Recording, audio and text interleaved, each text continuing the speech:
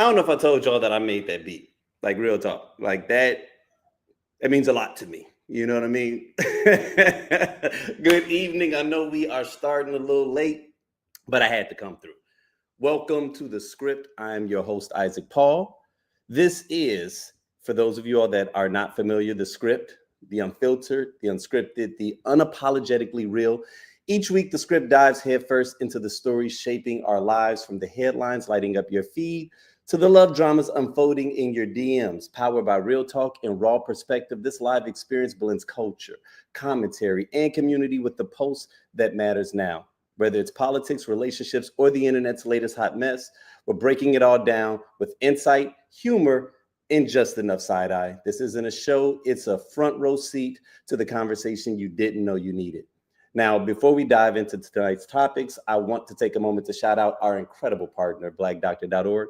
Now, if you're not familiar, blackdoctor.org is the leading health and wellness resource for Black community, reaching millions every month with culturally relevant content that empowers, educates, and uplifts.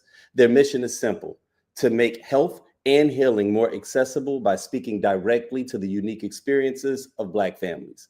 From chronic illnesses to mental health, to nutrition, to self-care, blackdoctor.org is about taking control of our well-being with information we can trust and voices that looks like ours. So I'm proud to be a part of this platform and to bring you the script every week in collaboration with BDO, because in a world where everybody's talking, we're committed to making sure that what you hear actually matters. So we're gonna go ahead and get into it, because it's been a lot that's been going on, right? And like I said a moment ago, apologize for being a little bit on the later side. Life be lifing, right? Life be lifing. And so here is the deal. Like, let's go ahead and make a bit of like either a promise or make certain that we kind of on the same page. Tuesdays is when I record. Okay, it's when I record. Now, I like to do it live because I like to have interaction, right? So for those of you all that are with me tonight, and tonight we're talking about August 12th, right? If you are watching this right now, regardless of what platform you are on, well, no, let me take that back. Let me reel that back in, because actually I'm streaming on a couple of platforms now. So we are streaming on YouTube, we are streaming on Facebook, on multiple locations, as well as TikTok and Instagram. Now, because of the platform that I use, if you are streaming through either YouTube or Facebook, I have an opportunity to actually read your comments, right? So if you want to interact with me, feel free to just go ahead and dive in. If you comment on either Instagram or TikTok, I can see it. I just can't pull it up to the screen, right? So that's where it gets a little weird. But I want you all to feel free to be as interactive as possible if you're watching it live. If not, if you're watching it on the rebroadcast, just keep those thoughts, right? And maybe send me an email. Let me know how I'm doing. Okay. But yeah, like I said, the agreement that we're going to make moving forward is I'm going to show up. Okay. Might be a little on the late side, you know what I mean? But you'll always know that the next day, I want you to feel free to know that you can always tap in. So regardless of whether or not you're able to actually stream it live with me, I still want you all to know that these episodes, they remain posted on our YouTube. They remain posted on Facebook.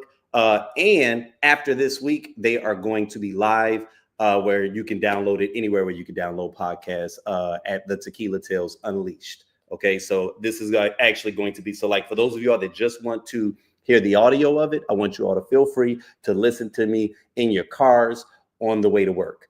So yeah, let's go ahead and dive in, man, because I've got quite a few things that I wanted to talk about. We're going to run through some of it. Like, this is going to be kind of like a running gun topic tonight. But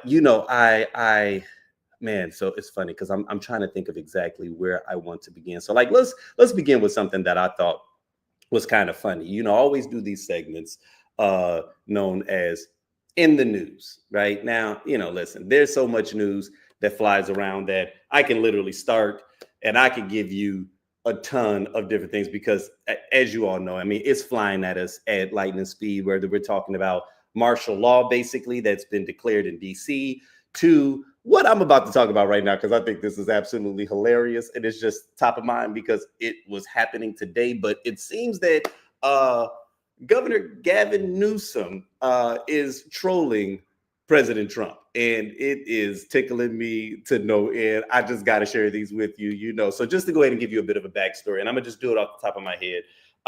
There has been an ongoing issue with the politicians in Texas. Okay, so apparently they are, Trump reached out to government in Texas and said, you know what, I need more seats in the House of Representatives. And so even though they were not supposed to vote on the, redrawing the districts, I think they had like almost another 5 or 6 years before they were supposed to actually do this vote.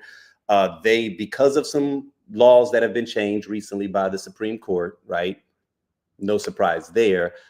They are able to vote on this now, where they can start to change how they are districting things. They can redistrict the lines, which essentially means that they can gerrymander out all of the Democrats or many of the Democrats that are in Texas right now. So with the way that they are proposing redrawing these districts, Texas is set to gain 5 Republican seats in the House of Representatives and lose 5 Democratic seats. So, everyone is up in arms. Well, when I say everyone, I mean the Democrats are up in arms. So much, in fact, that the majority of the Democrats from the House of Representatives have actually left the state, because if they are not there to vote and you don't have enough people to vote, then it essentially gets stalled, right? So this has been their not so silent protest. Many of us that have been watching from the sidelines have really been cheering on just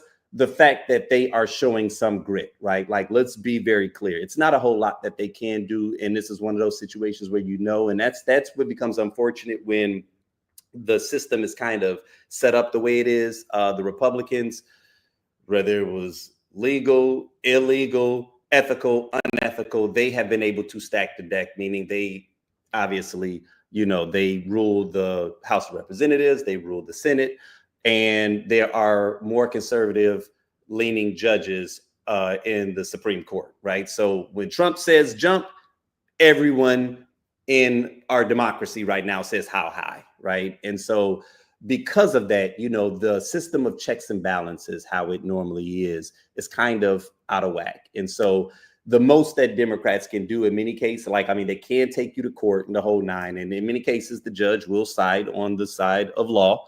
But, we have a president right now that does not follow the rule of law. And when you have Congress that is in his back pocket, there's no repercussions, right? And so what we are noticing right now is that everyone is attempting to wage a fight the best way that they know how. I don't think that the fights are futile, but until you get enough people that can kind of develop, a spine, and I'm speaking specifically on the right, for the most part, the majority of what Trump and his administration is trying to push through is going to happen. That's the unfortunate thing that occurs when the people are not being represented, right? And I say that by saying, all the people that didn't vote in this past election, all the people that held out because of protest votes, you find yourself in this situation, right?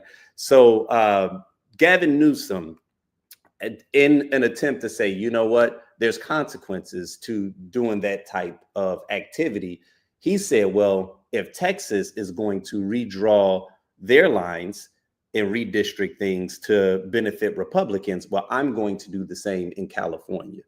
And the fascinating thing about California is it being the largest state population-wise that we have, they have many more seats in the House of Representatives, right? And so pretty much it's almost like saying, listen, if you all continue down this path, then we are going to be forced, even though we don't want to, we are going to be forced to do the exact same thing, right? And so it started with a, sternly worded letter that came from Governor Newsom's press office, okay? So that was stage one. Well, today, Governor Newsom decided to escalate. And when I tell you that these tweets are absolutely hilarious. So I'm going to just post them, okay? Because, if you're listening to this, you're not going to be able to fully appreciate it because I'm going to read it the way that it is written. But I need you to understand that the majority of this is in all caps, okay? And we'll just see, for those of you all that are not aware of what this is, we'll see if you all understand what's happening. Okay, so Governor Newsom says, this is earlier today, he says, California crime way down in 2024, murderers, robberies, assaults, all down. Meanwhile, crooked Trump sends in troops to fight crime in dim cities. Parentheses, a lie. While GOP states have much higher crime rates. He even pardoned the J6 thugs. Total fraud, exclamation point. So right there, you already know what's happening, right? Like, I don't know if it's obvious to you, but the moment that these started sliding across my news feed, I was like, oh, this is brilliant. This is chef's kiss, okay? So that was the first one that wrote up. Oh, would you look at this? We've got some, looks like we've got somebody is not in bed. So it looks like we've got a little bit of company right now. You know, my favorite buddy. So after that, he followed up with another one. He says, in all caps. Now, this message is coming in all caps for those of you all that are listening. Donald Trump, the lowest polling president in recent history. This is your second to last warning. 3 exclamation points. The next one is the last one. Exclamation point. Stand down now, or California will counter strike legally to destroy your illegal crooked maps in red states. Press conference coming, hosted by America's favorite governor, Gavin Newsom. Final warning next. You won't like it. Triple exclamation point. Thank you for your attention to this matter. Now, let me tell you something. If it has not dawned on you what is happening as of this point, he is pinning all of his messages directly to Trump, but he's doing it in Trump's classic style of how he pins his messages on social media, right? All caps, broken English, a lot of fury, kind of absurd, right? All right, boom. So he doesn't capitulate. So now we go to the next one. Final warning, Donald Trump. Maybe the most important warning in history, exclamation point. Stop cheating or California will redraw the maps. And guess who will announce it this week? Gavin Newsom. Many say the most loved and handsome governor and a very powerful team. Don't make us do it, triple exclamation point. Thank you for your attention to this matter. Now, y'all, by this point, I am dying, okay? Because I'm just like, yo, what's happening right now, okay? Like, it's almost like our democracy right now is one big SNL skit. You know what I mean? And as much as you might want to say, oh, this is childish and the whole nine, oh, no, I absolutely love it. And I'll tell you why in a moment. We're going to go ahead and get to this last one. This was the final message. He says, Donald Taco Trump, as many call him, missed the deadline. California will now draw new, more beautiful maps. They will be historic as they will end the Trump presidency. Dems take back the House. Big press conference this week with powerful Dems and Gavin Newsom, your favorite governor. That will be devastating for MAGA. Thank you for your attention to this matter. Good night. Chef's kiss, y'all. Chef's kiss. It was one of those things where when you see it, I immediately knew what was happening, right? And it's petty, yes. It's incredibly petty. I can own that, but I love it, because we try the Michelle Obama, when they go low, we go high, right? And I do think that that's how you should be spiritually. But then there are other times where it's like, okay, when you recognize that your mechanisms are not working, you have to fight fire with fire, right? And what I appreciated about this, and I've read a lot of studies and articles on this, where they talk about when you're dealing with narcissists and how you break through to them, right? You can't get through to them by calling them bad, calling them evil. They don't mind all of that stuff. They actually like that stuff. What they don't like is to be mocked. What they don't like is to be ridiculed. What they don't like is to be made fun of, right? And so I appreciate this, knowing that this is one of those things that has the ability to get under his skin, but it's also strategic, right?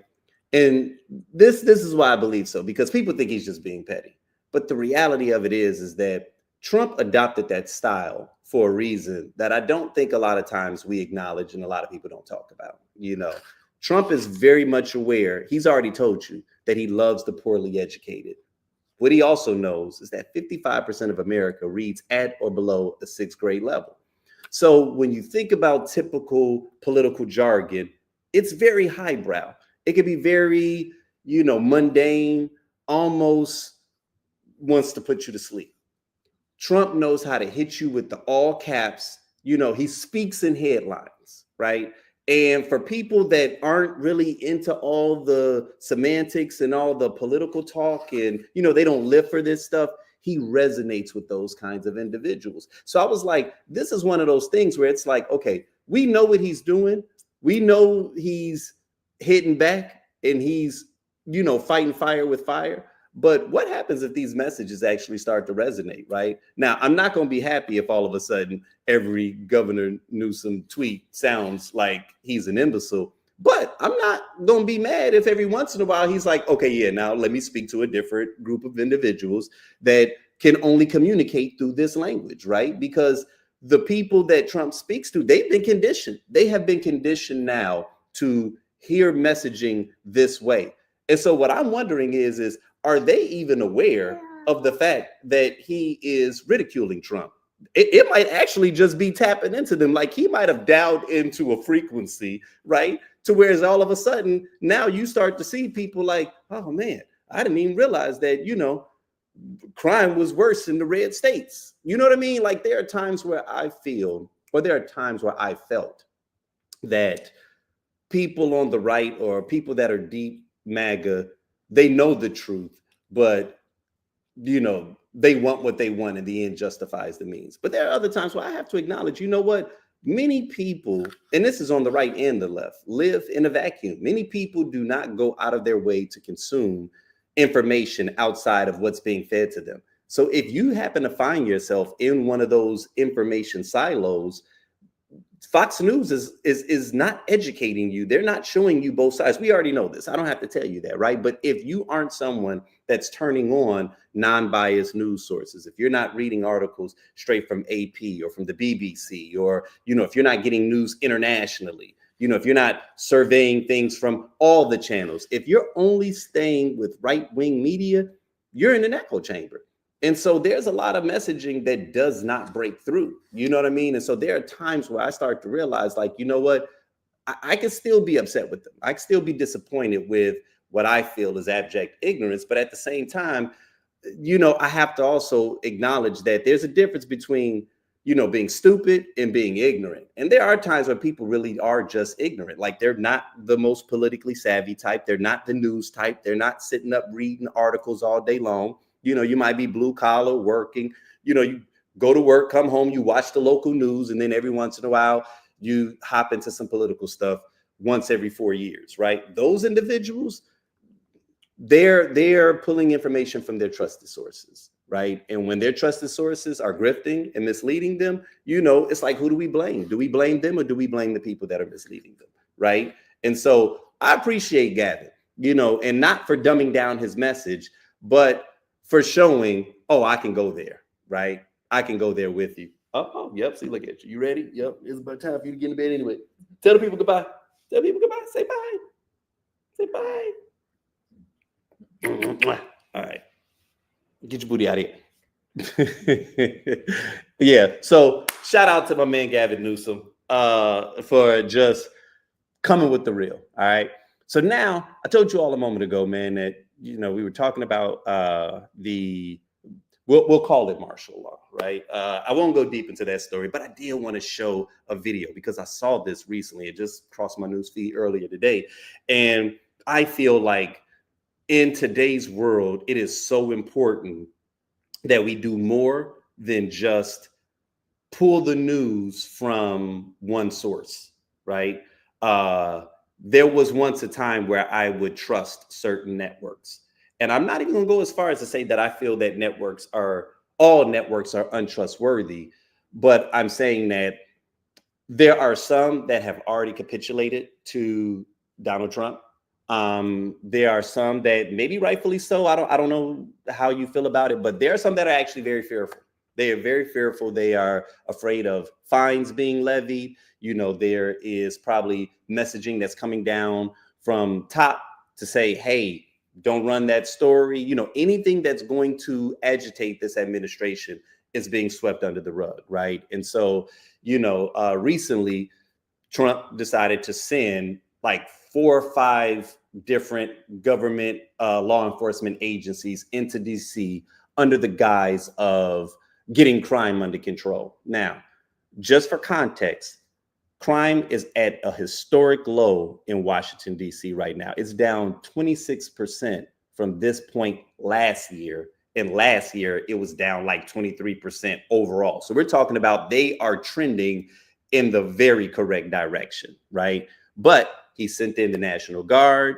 he sent in FBI, you know, because this is the executive branch, right? And it's like, as insane as it is, as much as we get upset about it, it's like he is operating inside of his power to do this, you know. And I see people getting upset sometimes, you know, they're talking trash about the mayor of Washington, D.C., because they feel like she's bending over. And it's like, you guys, there's really not much that she can do. I mean, yeah, she can take them to court, but like, since when has he been following those rules? Somebody has to enforce it, right? And if Congress is not going to ever threaten impeachment if he does not abide by the legalities, what can you do, right? What can you do? But I did want to show you guys this just because there was someone that recorded an interaction on street level. And I'm assuming that this has happened within like the last probably 12 to 24 hours.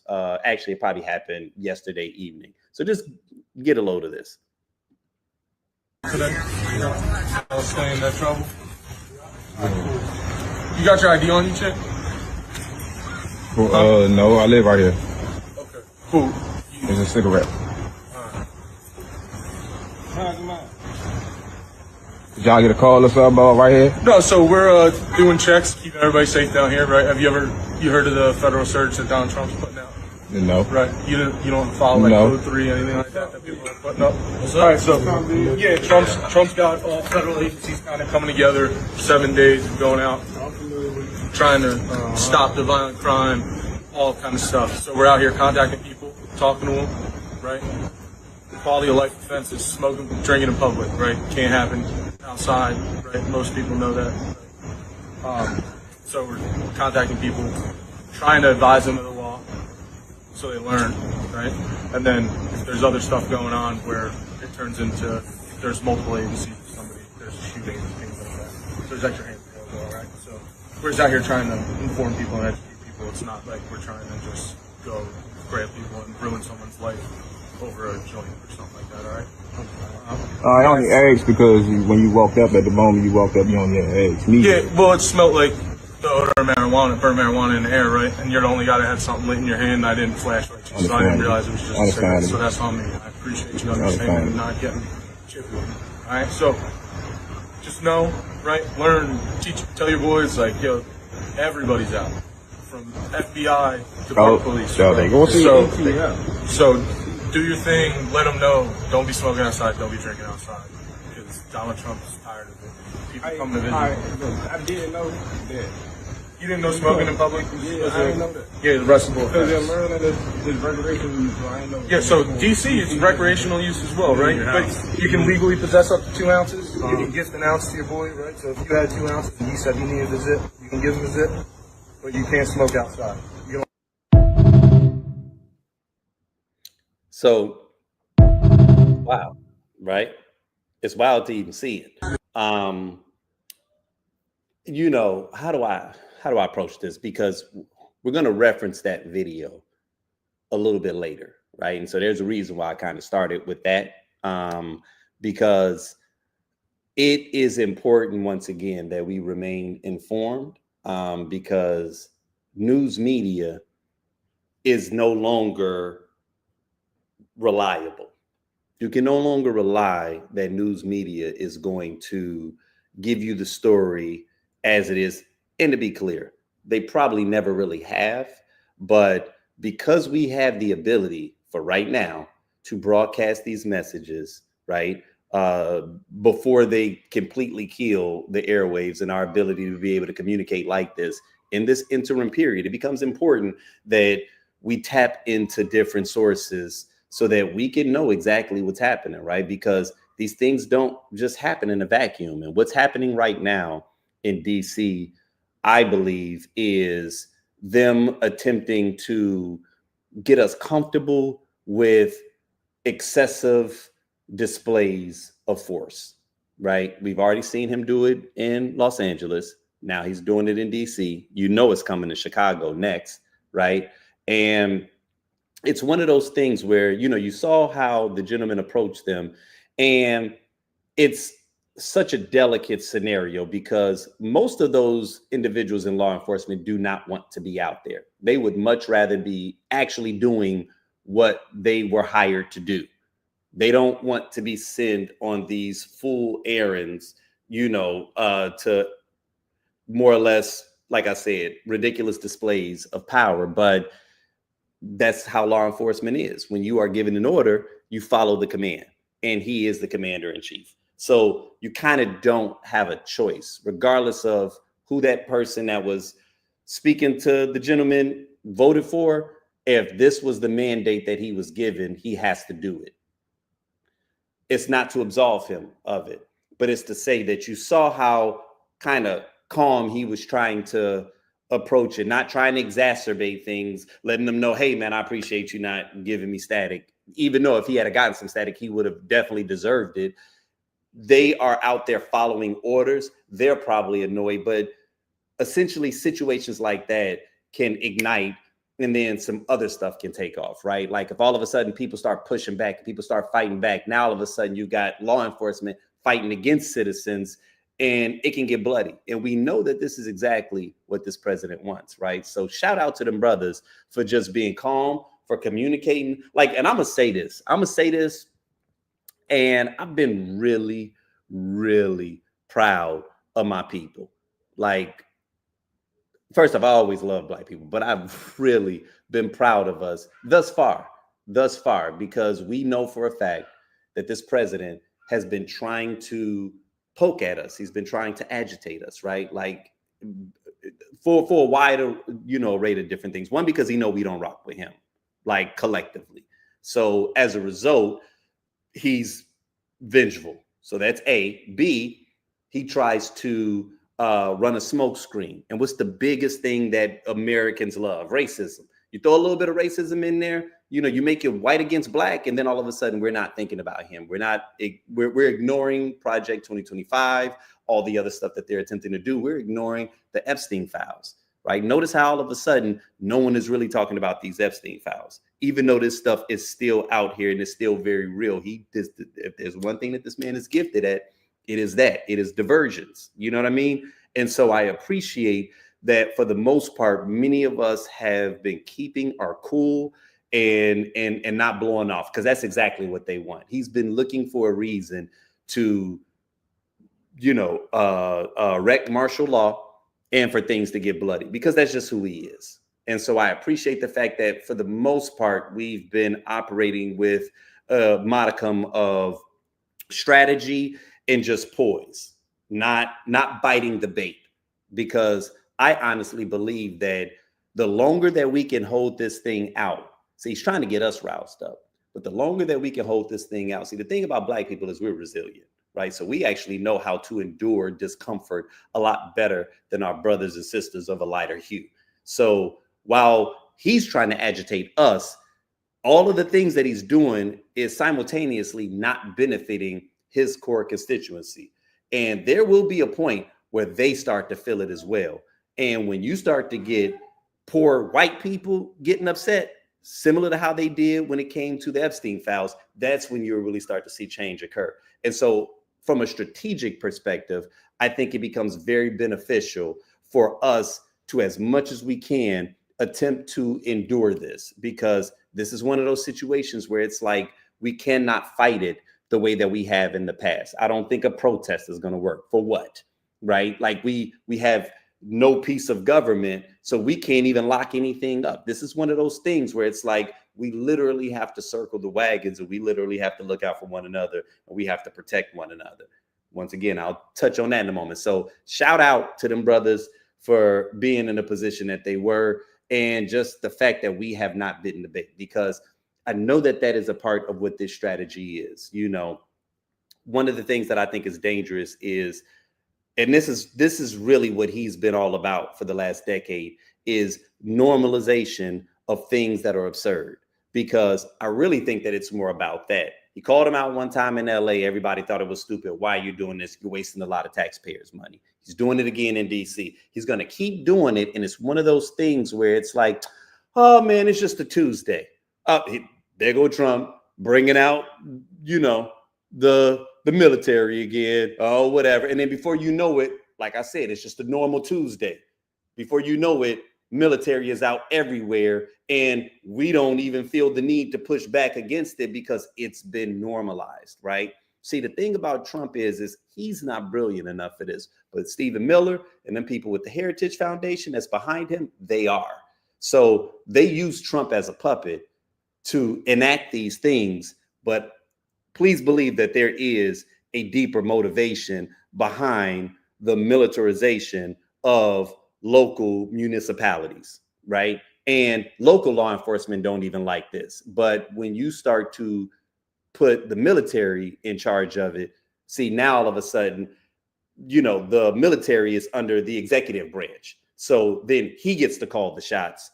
And now all of a sudden you have actual people that are supposed to be fighting, or overseas. People that are only supposed to be used during wartime are out policing the streets. This is what we've known was going to happen. This was the playbook. This was what Project 2025 was. When we were trying to warn everybody, hey, y'all, Project 2025 is a real thing. And everybody's like, well, no, he said he didn't know anything about it. Like, this is what it is. And it's going to be step by step by step, right? So it's like, like I said, I just want to put y'all on game, and just say it becomes important that you stay tapped in, and that you stay tapped in with sources that you trust, right? And especially nowadays with AI, because everything is also a deep fake. So you also got to be careful with that. But we'll tap back into that later and why I shared that, because there was something else that was occurring there that I think is going to be important, and that I think can actually protect us, or be one of the things that becomes important. So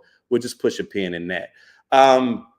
This next segment we're going to get to, we're going to call this one, let me see. Do I want to go to that one? Nah, let's go with this one.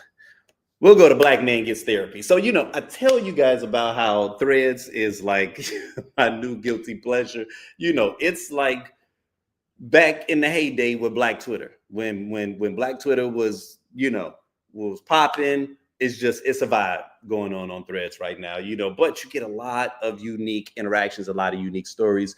I really started to save this particular topic for when I got my brother George back in, because he's really big on mental health.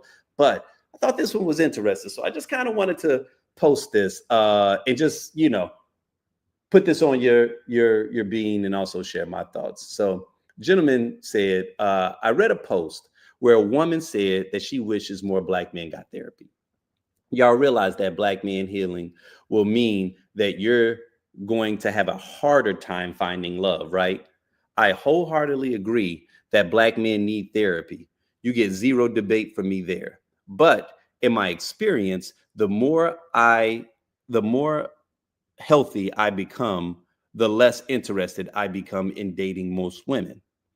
I also realized in my experience that many women are not even capable of healthy emotional connection. Whew, shots fired. If we're being completely honest, needing therapy isn't gender specific. I don't date men, so I can only imagine how bad it can be. But I do date women, and I can tell you firsthand how absolutely horrible of an experience it can be. A lot of women are very deeply wounded, and the manifestation of those wounds is vicious. It's no fun being on the receiving end of it, and it's exhausting having your masculinity tied to how much abuse you can take in the name of creating a safe space. You're talking about, oh, hold on, wait a minute. I'm sorry, you guys. Nope. Apologize about that. For clarification, this thread is not in opposition to what that sister said. Again, I agree with her. This thread is the yin to her yang. It's the other side of a much needed dialogue. Please don't let the undeniable fact that Black men need therapy cause you to miss the fact that Black women need to heal too. I said need to heal because many women go to therapy and make zero progress. In the end, I want to see Black love win. And although I want us all to heal, it's really not my business what other adults choose to do with their lives. I just know that for the sake of my own emotional evolution and healing journey, it's more conducive for me to take responsibility for the women that I choose to entertain than it is to tell women that they need therapy. We all need to heal. Our healing is our own responsibility, and so is the people we choose to entertain. So I thought that was interesting, right? And not just that, I will go into a few of some of the comments that I saw, right? But, I found that to be really intriguing. And I appreciated the balanced way that he approached talking about something that I think is also important. We have moved into a space where we are starting to collectively acknowledge the importance of our mental health and speaking to a professional. It has long been documented that women oftentimes are more in tune with their emotions.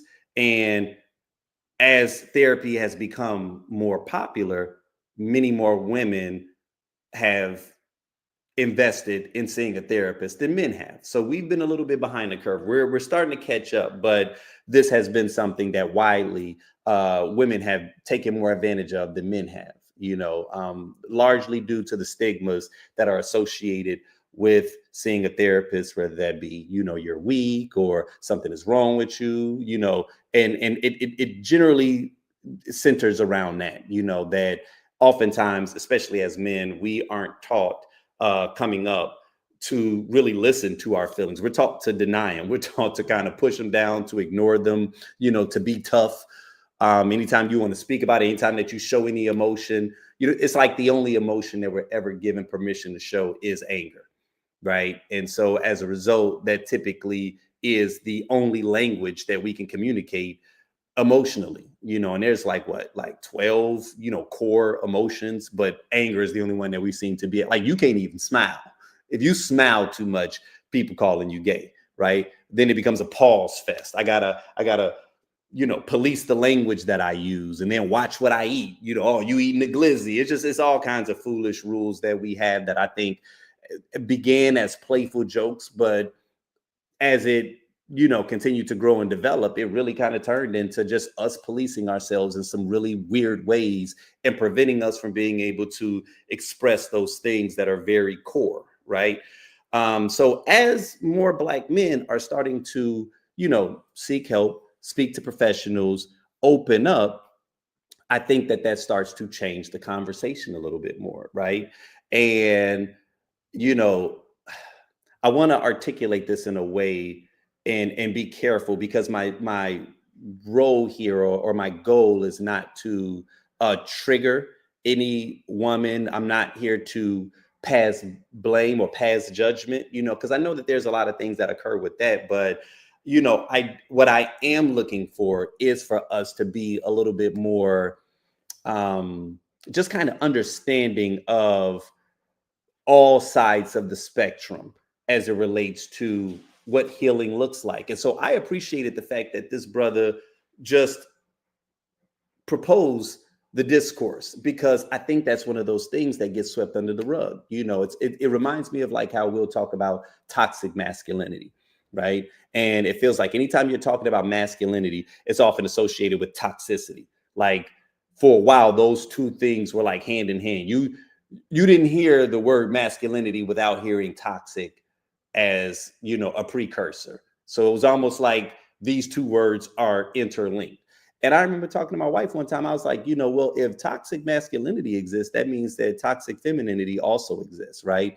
And really, there's no such thing as toxic masculinity. It's just toxic. And we need to accept that the same traits the same issues that a man can have, so can a woman, right? But I think that sometimes we can live in a society that if we're only acknowledging it coming from one side, and I understand how that can occur, right? Because, when it comes to like abuse and domestic abuse and things of that nature, um, by and large, reported cases, it is night and day as it relates to the cases that are reported for women that suffer from domestic abuse versus men that suffer at the hands of domestic abuse. So, in an attempt to not try to downplay the severity of what women experience, we can oftentimes sweep under the rug what some men are experiencing and what may actually be a larger, more significant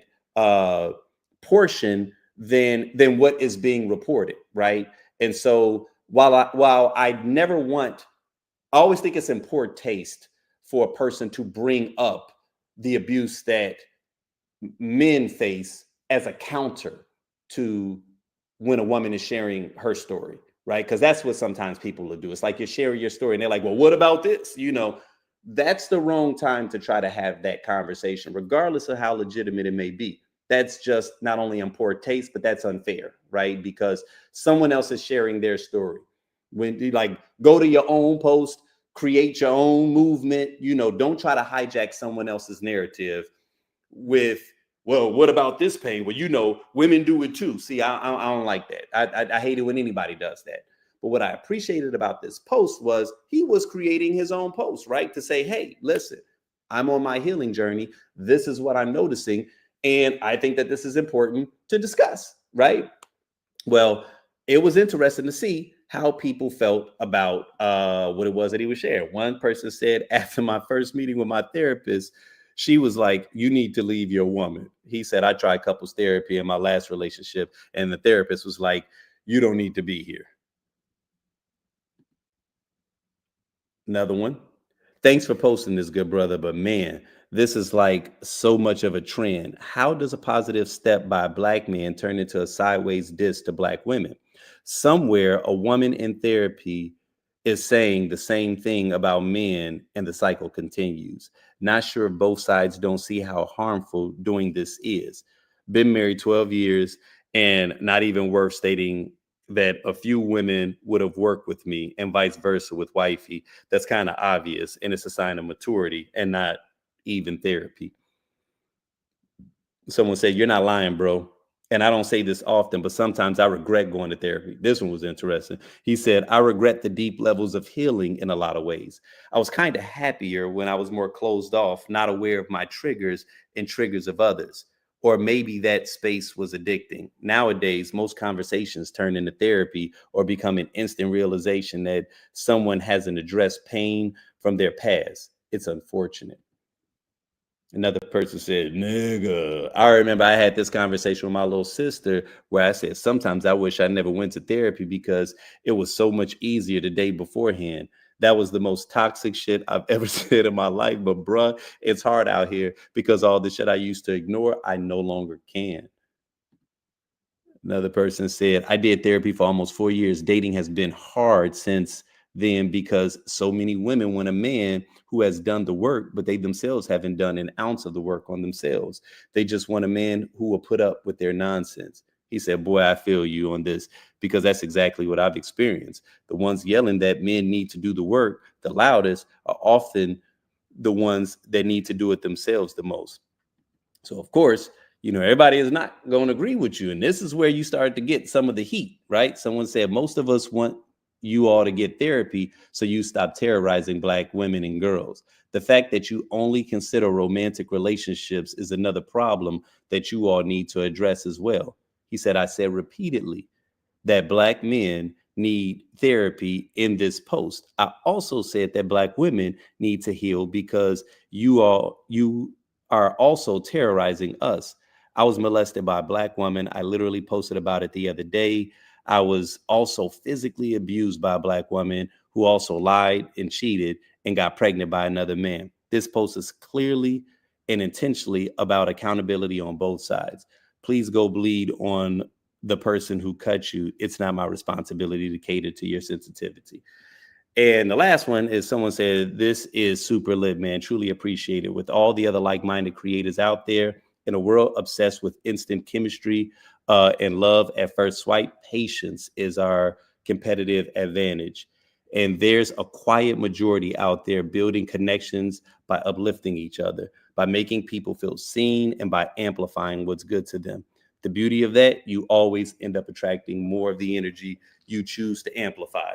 So, I just thought that, like I said, I thought that entire post was kind of fascinating. And while he did catch some heat, right? Because, anytime that you talk about, abuse or just anything that pains people, it can be a trigger for others. And so sometimes you can see it, going back and forth inside the comments. But I was just like, man, I was like, this is fascinating. And like I said, I'll probably table this one because this is one of those conversations that I would like to have in a group as it relates to when you go on your healing journey, how lonely that can be, right? Because everybody is not on the same journey as you. And oftentimes healing and moving to a new space means that you have to leave the old things behind. I used to work in a alcohol and substance abuse treatment center. And one of the things that would occur when a person would go through all the stages of recovery and now they're clean and sober is, you had to immediately change their surroundings because there were so many triggers that was around them. You can't hang with the same people because they are still doing the same things. And it's easy, especially when you're freshly healed, to get sucked back into that vortex, right? And so, I found that to be like a very interesting thing that was one of the biggest things that led to like recidivism, like people kind of going back or people, getting trapped back in, old patterns was because of the people that they were around. And so it's like in many cases, yeah, when you are healed, man, like I can't imagine being someone that was out there like winning hard on some toxic shit and you get healed and you trying to go back and swipe. Oh my goodness. And you want to know why I say that? Because there's a good possibility that you may, hold on, let me go ahead and pull this up because I need y'all to see this one right here, man. Because when I saw this, I was like, yo, like what is happening? Hold on, wait a minute. Let me find this because this was one when I saw this, I said, okay, this is outrageous. Oh, I didn't cue it up. Oh no, I got to bring this one up for you all because I saw this one right here doing the rounds, and when I saw it, admittedly, I thought it was a little ridiculous, because it was just one of those things where you say to yourself, okay, this can't be real, right? But then, as you start to hear how different people are like talking, you start to realize like, oh, okay, like this is real life, right? So get a load of this. This was a dating profile. I saw this one making the rounds. This was a dating profile of a gentleman. And he basically said, this is Jared. Okay. He's 37. And this is a woman that matched with him. Okay. So she took a screenshot of this. So this is real. And she said, this is what his dating profile says. Do not waste my time. Trigger warning. Let me guess. You're 30 with 2 to 3 kids from different baby daddies who are your world. You've had your fun I'm sorry. You've had your fun. Now you want a real man to settle down with and take care of you because you let some loser nut in you. Not my problem. I'm 6'3", athletic, no kids, good job, own place, etc. What do you bring to the table? If the answer is some other mofo's kids, debt or drama, kick rocks. Don't ask me about the Kevin Samuel picture. Yo, when I saw that, like, because I saw that one doing the rounds, right? And sometimes women would just post it and they would be like, men, are y'all okay? It was like, are y'all okay? And I was just like, yo, man, this is brutal, right? And it was one of those things where I was like, is this for real? Like, it really made me question, is this actually a real thing? You know what I'm saying? Meaning, and what was crazy was I saw that first, in a post in a group. Now, y'all forgive me because I'm not a member of this group, but it came up in the newsfeed. And the group is called like something like No Simps or No Simps Allowed or something like that, right? So I saw that post, and instead of everybody calling it out, kind of ridiculing it for just being ridiculous, like people were kind of cheering this dude on. Man, he read them the filth. He did X, Y, and Z. And then they went on to basically say how they believe that that's the man or the type of man that most women end up with. You know what I mean? It was a fascinating thread. I mean, I'm talking like tens of thousands of people have commenting in on this, you know, and as absurd as it was, you know, one of the things that I oftentimes have to be careful about, especially when it comes to the internet, is that the internet is very good at like operating like a funnel. You know what I mean? And you might fall on a page and you'll see tens of thousands of people and it feels like, oh my God, is it an epidemic out here? And in reality, it's like, no, they just gathered all the losers over there. You know what I'm saying? So you got to be careful when you fall on certain posts, because maybe the algorithm just shot that just to the incels or to the bitter chicks or to whatever, right? And you find yourself in this space where it's like, oh shit, does everybody feel this way? You know what I mean? So it's like there are times where you have to be cautious that you don't allow an internet page or an internet site to become a snapshot of what actual real life society looks like. You know, so I oftentimes challenge myself in that regard to be like, you know what, you know how the algorithm works. This could just be that. But at the same time, I also try not to discount voices, you know, especially a collection of voices, because things can start off small and it has a way of spreading like a brush fire. You know what I mean? Like, you know, yeah, there was a small little fire over there, but you didn't know it was a bunch of dry leaves and some dry twigs and that these dilapidated wood. And before you know it, it's like, woof, and you're just like, where did this happen? And it's like, yeah, because that fire over there wasn't being tended to. And so I really found that fascinating reading some of the comments in that post. And I'm actually disappointed because I meant to go back so I could grab some of the things that these gentlemen were saying. You know what I'm saying? And just, it wasn't even just vitriol. It wasn't just like typical what we would think is incel, you know, behavior. It really was a belief that women only like one archetype of men, right? Women only like everybody. All women are chasing after the same 5% of guys. Like that is the mentality of a lot of men that are single, that are in this dating space. And it's unfortunate because I feel like there are solutions and help that's out there for these brothers, but the only people that are tapping into that pain are people that are grifting and profiting from it, right? And so what ends up happening is it's like, you know, you get a person like, you know, Andrew Tate, you know, where he can tap into that pain, and he taps into that pain, and the person that is feeling it, that was feeling lonely, that's feeling dejected, that's feeling rejected, they feel acknowledged when they hear another man tapping into whatever pain, whatever frustration that they may be experiencing. And so the validation that they feel from the person that's speaking towards that pain creates somewhat of a pseudo trust. And then, you know, so now they enter into a relationship. The person that was speaking towards that pain never really had the goal towards helping them heal. The goal was never helping you actually achieve what your objective is.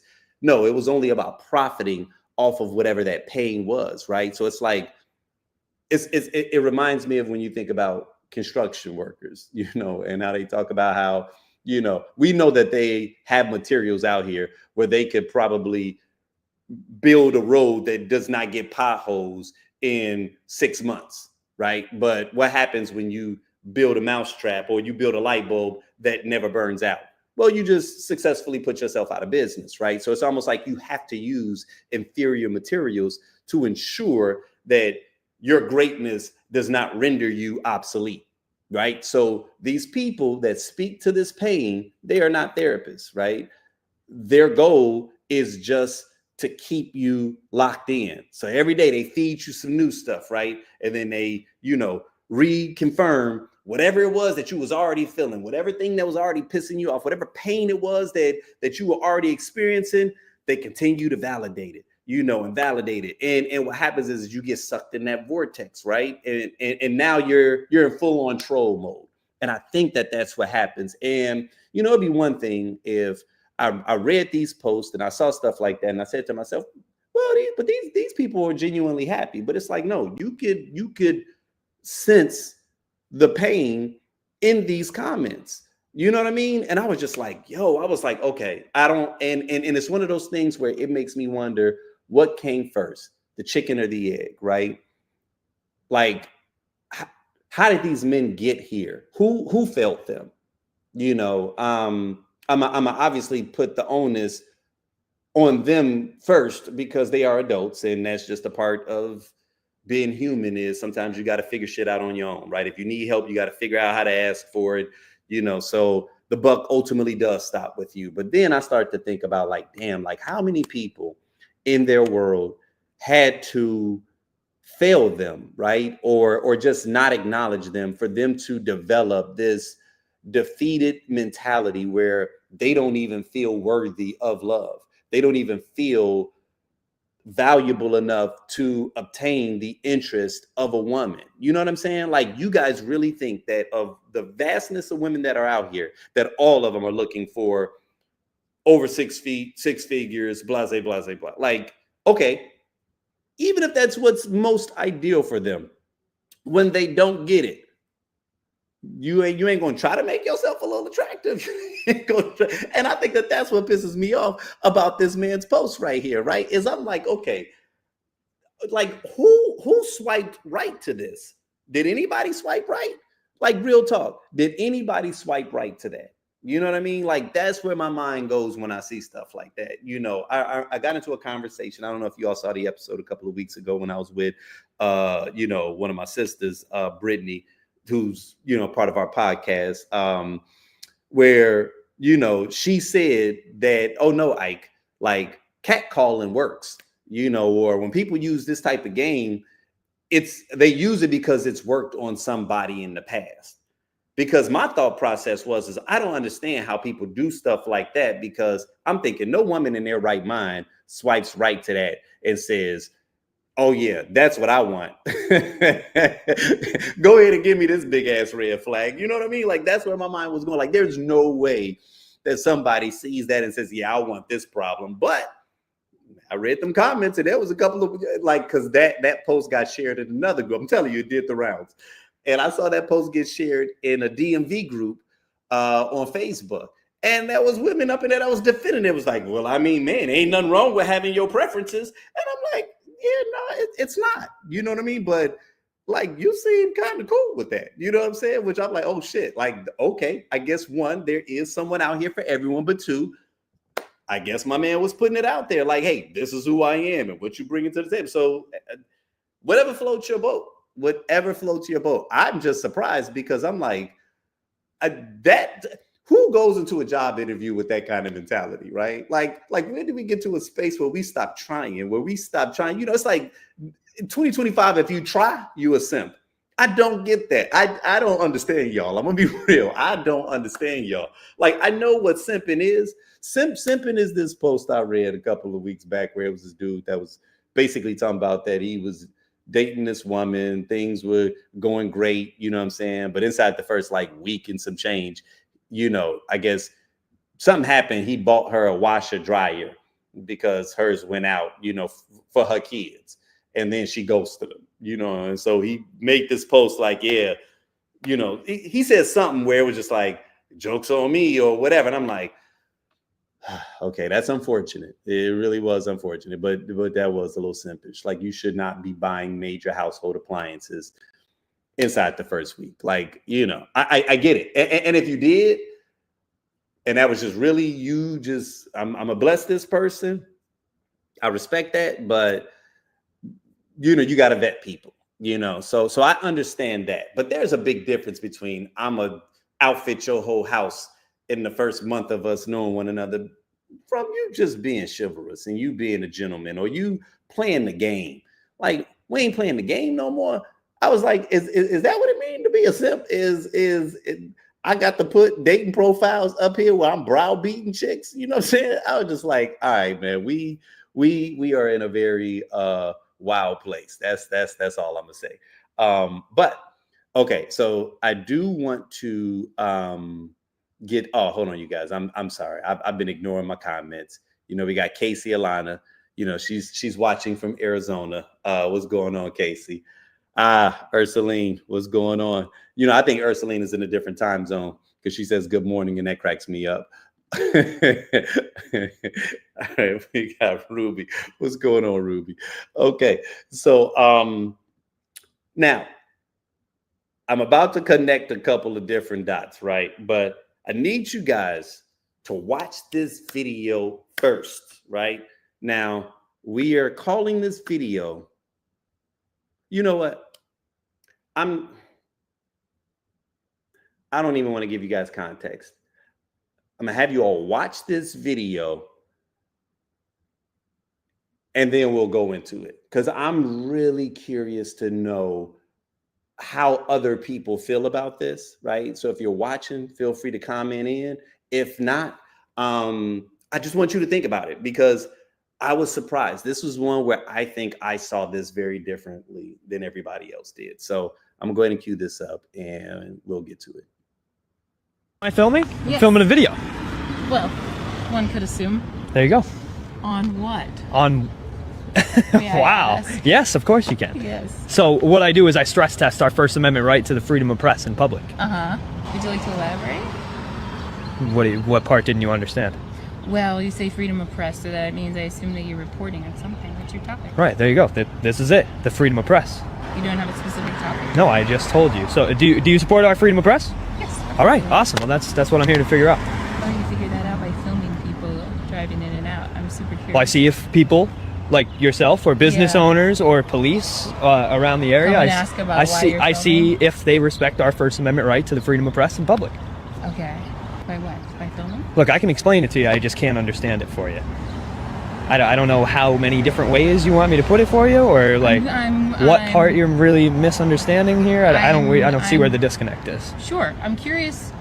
I want to know more about how your actions are helping to advance that. How my actions are helping to advance that? Yeah. So if you're reporting as the press, like, are you reporting for a website, a newspaper, social media, all over social media. Yep. So you're saying that basically anything posted on social media counts as press? There you go. That's called stories disseminating it to the public. Okay. Yeah, that's called press. Are there other sort of points you're trying to make? I'm looking for more specific information on what you're trying to achieve. Well, this is it. I'm a big supporter of the. All right. Well, that's what we love to hear. That's what I'm out here doing. I understand. But just the fact that somebody comes up and asks and says, yes, I support what you're doing, is what you're attempting to achieve? Well, yes. Yeah, because if you don't exercise your rights, you lose them. Your rights are like muscles. I'm aware. Okay.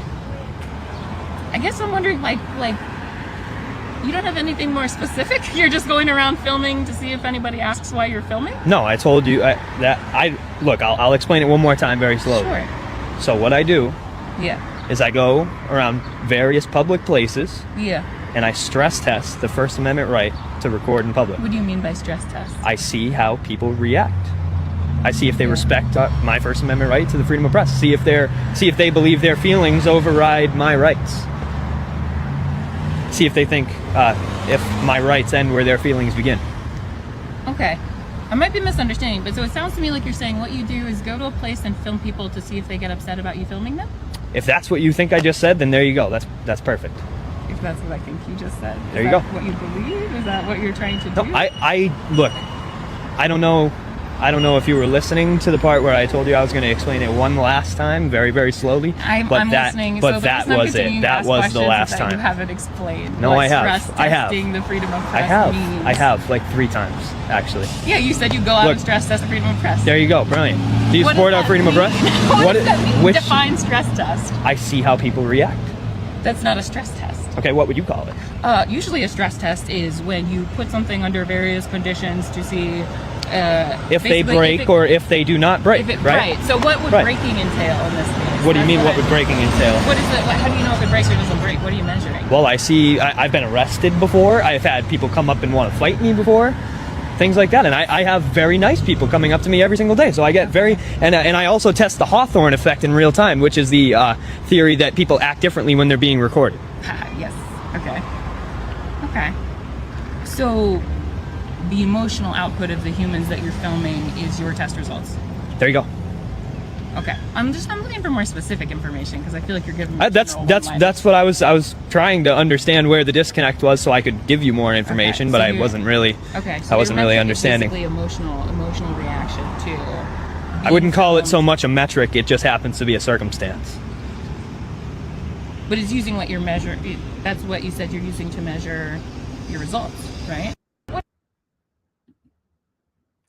So I want y'all to sit with that for a moment and just think to yourself, like, if you're watching it, then you obviously have more context. If you're listening to it, then, it was probably painful on some level. It was painful regardless of how you perceive it, right? But this is actually going to be a segment of stay out of the comments, right? Because I saw this and, the person that posted it, it said something to the degree of like TikTok cringeworthy or something to that degree, right? And so I knew exactly how I felt. It did not align with the comments, right? So I'm gonna go through the comments because this one for me is actually kind of important. You know what I mean? Because, we addressed something earlier and we're going to tap into it now. Right. And hopefully you all see, I'm doing like the president says, I'm doing a weave. This is the weave that I'm doing. OK, so someone said using circular reasoning isn't explaining. Trying to create news events isn't the same as dissemination of information. What are you hoping to achieve by this is a reasonable question, because by his logic, the best outcome is that nothing happens and that he spent hours filming nothing of interest. There are actual examples of the freedom of the press being curtailed in the highest office of the land. Wouldn't that be far more critical thing to disseminate to the public? Someone else said her. So you're going around filming people to see if they will get upset? Him. I'm going to say this very slowly for you. I'm stress testing the freedom of press by going to various public places, filming to see people's reactions. Her. So you're filming people to get their reactions. Someone else said it's funny because when she summed up his intentions, saying that he's pretty much just going around waiting for people to ask why he's filming, which is literally what he's doing, he got offended by how that sounded. So he tried to make her feel like she didn't understand what he was saying. This one was really popular. She was about 10,000 times smarter than he is, and he has no idea. Another popular comment, I feel like she flipped the script and began stress testing him as well. Someone else said his understanding of stress testing freedom of the press is a private citizen filming random other private citizens in public and seeing if those private citizens get uncomfortable. So nothing at all to do with government censoring or retaliating against the press, just voyeurism. JFC, she was a lot more patient with him than he deserved. Someone else says, so basically he's an agitator who films people in order to get an emotional response, which he posts on social media for ad revenue and likes. However, that sounds bad. So he frames it under the guise of stress the First Amendment rights. She, realizing this, asked him a series of probing questions in order to get him to tell on himself, which he does. Someone else says, I commend this woman for her calm demeanor while this man used so many microaggressive responses. She 100% understands what he's doing, and I appreciate her continuing her questions regardless of his antagonistic antics. Someone else said, notice how he gets more defensive and insulting the calmer she gets as she asks him questions he struggles to effectively answer. Welcome to every interaction with a cripplingly insecure man. Someone said, I'm filming any random location until someone walks up to me and asks me what I'm doing. Do I guess so I can talk condescendingly to them. Okay. So these First Amendment stress testers are literally just in real life trolls. They harass innocent people and businesses until they can provoke an attack to film and then play victim. Notice they don't post anytime no one confronts them, i.e. showing how they are free to speak. He is repeatedly insulting her, hoping she gets angry. And this queen is so much smarter than him. Okay. So now from that point, I was just like, now I didn't read the comments first, admittedly, right? I just gave my response. Okay. So I don't know how y'all felt when you saw what it was that you saw. Okay. Maybe how you all felt was very much in alignment with what the vast majority of the comments on this particular thread had gotten. You know what I mean? And even you saw from like the likes, like when Dave said she's 10,000 times smarter than him, you had 6.5 thousand likes on that one. And then the one at 4,000 was like, man, she's stress testing him. So I was like, oh, wow, I guess I was completely off. Right. And that happens at times. That happens where from your own perspective or from your own vantage point, you just see something very differently from how other people did. So I'll just read my actual comment, because I made a comment on the post at first, like thinking like, oh, wow, you know what I'm saying? So I said, this is fascinating, and largely because I saw this exchange quite differently than most people in this thread. And while I do not feel anyone's perspective is wrong, I'd bet that most, not all, Black people would view it similarly to how I do, largely because it's a commonality for us to be existing in a space doing something very legal and receive the third degree by a casual white person that felt we did not belong. So that was my reaction, her unwillingness to accept his presence as valid, right? So I don't know. Like I said, now here's what's interesting, right? Because I took it from the perspective of being Black and knowing how it is when you're just existing out and about and you got somebody that's walking over and they're just questioning a lot of things that you're doing. You're just existing, right? You're driving in the wrong neighborhood, driving a nice car, and you get pulled over by the police officer and you get, the full-on inquisition. You get the third degree because they trying to figure out, well, where are you going? Well, where are you coming from? Well, whose car is this? Well, do you have your license and your registration? Like, that is literally what profiling is people trying to invalidate you. They are attempting to question, why do you exist? Why are you here? You know what I mean? As if your presence is not enough, as if you are not worthy. You are not violating any law. You are not doing anything illegal, right? You are purely existing. And here someone comes up and they got a ton of questions. You know what I'm saying? You get Black people playing on a basketball court in a neighborhood that they live in. And then all of a sudden the next door neighbor is calling the cops repeatedly, right? Trying to get you arrested for something that you are within your legal rights to do. You are walking down the neighborhood and someone else is asking to see your ID. They are not an officer of the law, right? They half the time they ain't even white sometimes. I saw one recently where it was an Indian dude that just approached this guy and called his wife out and said, hey, honey, go get my phone. I'm gonna call the cops. And the wife was looking at her like, you being stupid again. Get your ass in there. Like, she was trying her hardest to kind of like peel back. And the guy that, was being harassed, the young man that was being harassed, he pulled out his phone and started recording the interaction, right? Like trying to say, like, what's your problem? I live in this neighborhood. Well, no, but let me see your ID. Let me see your ID. What's your name?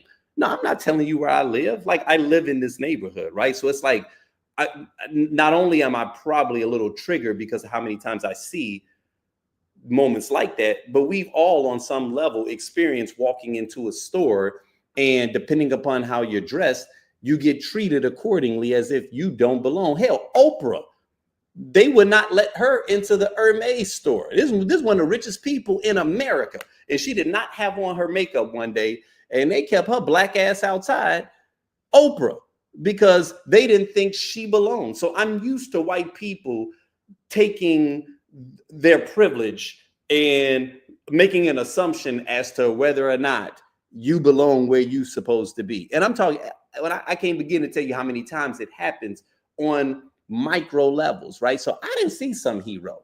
I didn't see some heroic Harriet, right? I didn't see a woman that, was investigating and but everybody else in the comments did. You know what I'm saying? So I was like, oh, snap. Now, I don't know if that's honestly how they felt or if the first group of people said that. Then people came in, read the comments, and was like, yeah, why is he out there recording? That is a little fishy. Yeah, everybody doing too much and shit. You know what I'm saying? Like you never really know what starts the rippling effect. Or like I said, if I just looked at the situation completely different. So I had someone that questioned me on that. He said there's a difference between being questioned for being Black and existing in a space and filming people without their permission. Can't believe you compared the two.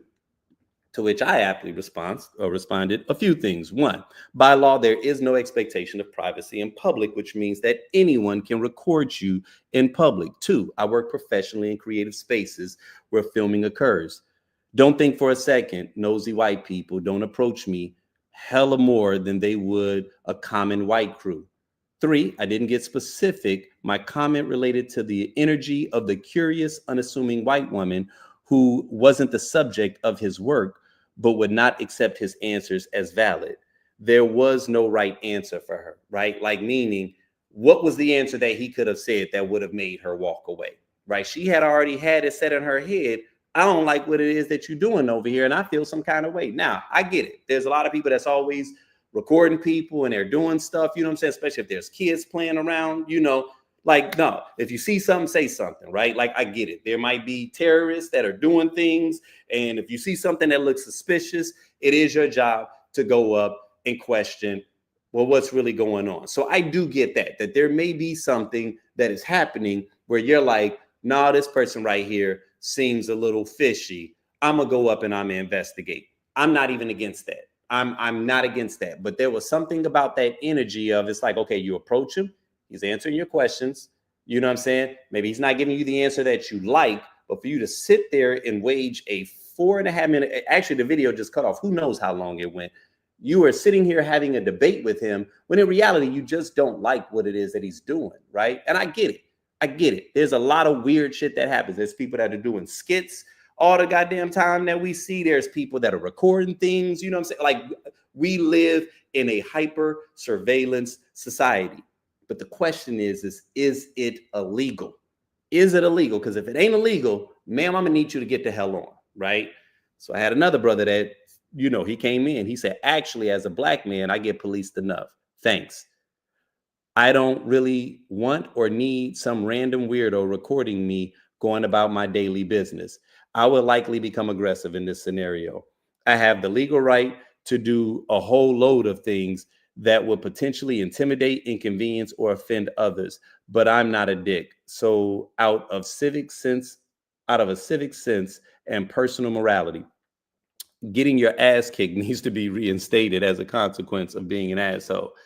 To which to this brother, I respond, I say, yeah, brother, you say that until a white cop is abusing the shit out of you. Then I'd bet you'd hope that someone was capturing it for evidence so that you could receive some modicum of justice. But don't worry, bro. You got a president right now that's doing everything in his power to remove your ability to fight back and use your First Amendment rights so that he can continue to operate with impunity. So no need to whoop ass. You may get your wish, right? Now, that was my response to him, because I'm like, us as Black people, we need to be cautious. I know how much, we don't we are in a hyper surveillance state, but sometimes having your phone on you is your only line of defense, right? There are so many things that have occurred that if it was not for somebody, I don't know if you all saw recently, the brother, I can't think of his name, but this is the most recent police brutality case where he gets pulled over because he didn't have his lights on when it was raining, even though it was still daylight out, right? And he had daytime running lights, but they weren't on. And the police officer pulls him over. And you don't have the full story, but all you know is that when he pulled over, he was complying. Next thing you know, they break out this man's windshield, punch him in the face, and commence to dragging him out of the car, right? Roughed him up, slammed him to the floor, found out that his lip got split. His teeth went through his lip. He needed multiple stitches, had a concussion. right? So like he's currently filing a lawsuit against them right now. If it were not for, oh, and of course the dash cam ain't showing you stuff, or the cam that they had on him, you know, they turn him off all the time. So if he didn't have the wherewithal to turn on record on his phone, that was his only line of defense in that moment, right? I get it, not always wanting to be hyper surveillance, but again, sometimes you need some evidence. Sometimes you need some proof, because your word against theirs, you already know how that's going to play out, right? Now, the brother did respond. He said, you're talking about a hypothetical scenarios when I've actually been beaten up by the police before. And it was caught on CCTV. They were supposed to apprehend my friend who was standing next to me. But because I was closer to the black male description, they kicked the shit out of me. And the CS gassed me in the face while pinning my arms down by my sides. Nothing came of it. I did not receive so much as a modicum of justice. Filming public servants carrying out their duties and filming regular people minding their business are two very different things. So that changes things for me, right? So I just responded, and this was my last one. I said, I don't disagree with that. And let me add that I fucking hate with a passion that occurred to you, bro, on some real shit. And to be clear, dude who was recording the video in the original post is probably an asshat.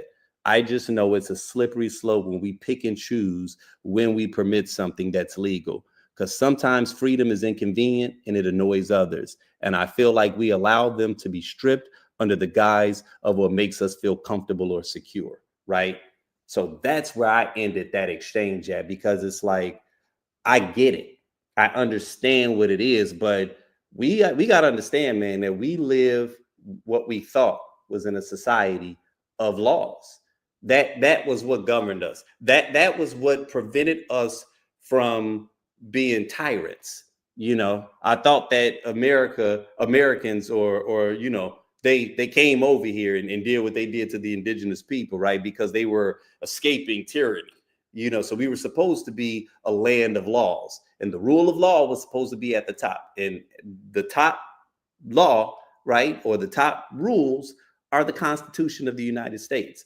And we are in this state, and I see that all sides have a tendency to do this. You know, when the freedoms become inconvenient, when the freedoms are uncomfortable, when the freedoms annoy you, then all of a sudden you're comfortable with them being violated. You're comfortable with someone else's freedoms being violated when it benefits you, right? So either we're about freedom of speech or we're not about freedom of speech. You see what I'm saying? It's like, yeah, we're all pro freedom of speech until someone is saying something that we don't want to hear. Then it's like, no, they need to be censored. And we have to be cautious, because like they say, what's good for the goose is good for the gander. So that's how they start to stage these things, right? Is that they'll create it in a way that makes you believe that relinquishing your freedoms is somehow going to benefit you, right? Because yeah, we just need to get them over there. You know, the immigrants, man. Yeah, we just got to get the immigrants up out of here. You know, and not just the regular immigrants, but the one that's doing bad stuff, the MS-16. You know what I'm saying? Like that's all we trying to do is just get them out of there. And you're like, all right, cool. We don't need due process, man. Yeah, man, just go and get their asses up out of here or whatever, right? Because yeah, and you know, I'm tired of the smash and grabs too. So if you need to throw some of these black people up in jail too, like, man, just go ahead and do that, man. And you know, all the guns and stuff they got. Yeah, man, we need you to come up in DC and just clear them out. Like that's what they do. They do it under the guise of, yeah, this is actually going to benefit you in the long run. Yeah, we violating protocol, but you know, come on, man. You want to see them go too, right? And you're like, all right, bet. And then you look up, and once again, something becomes normalized, right? And now you have no defense. And so we're entering that state where it's like we have to be hyper vigilant about it. We have to acknowledge that these small oversights, these small steps, even when it does not inconvenience you, even when it does not bother you, you know what I'm saying? It will eventually, because they're not just going to stop there. Like they say, if you give them an inch, they're going to take a mile. You know what I mean? And I don't really 100% know what this dude's channel is. You know, if you looked at his handle, it was called Chill, It's the Law, which I thought was kind of interesting, right? And maybe he does, you know, attempt to agitate people or whatever, you know, or that he's getting, you know, content and stuff like that, because he knows that the more absurd that you are, he's gonna potentially go viral. Yes, it's annoying. I get it, but y'all, it is legal. It is the First Amendment, right? And I was a little disheartened by it, even on Threads, which is very left leaning, that's very liberal, that in the midst of us even noticing everything that's happening with this administration, that you all took offense with someone just having a camera on recording in public. It ain't like he was walking around in people's stuff. No, I just got a camera on and I'm just recording this general area, right? If you don't want to get caught in the camera, then walk the hell around it. Ain't nobody asking you to walk and model in front of the shit.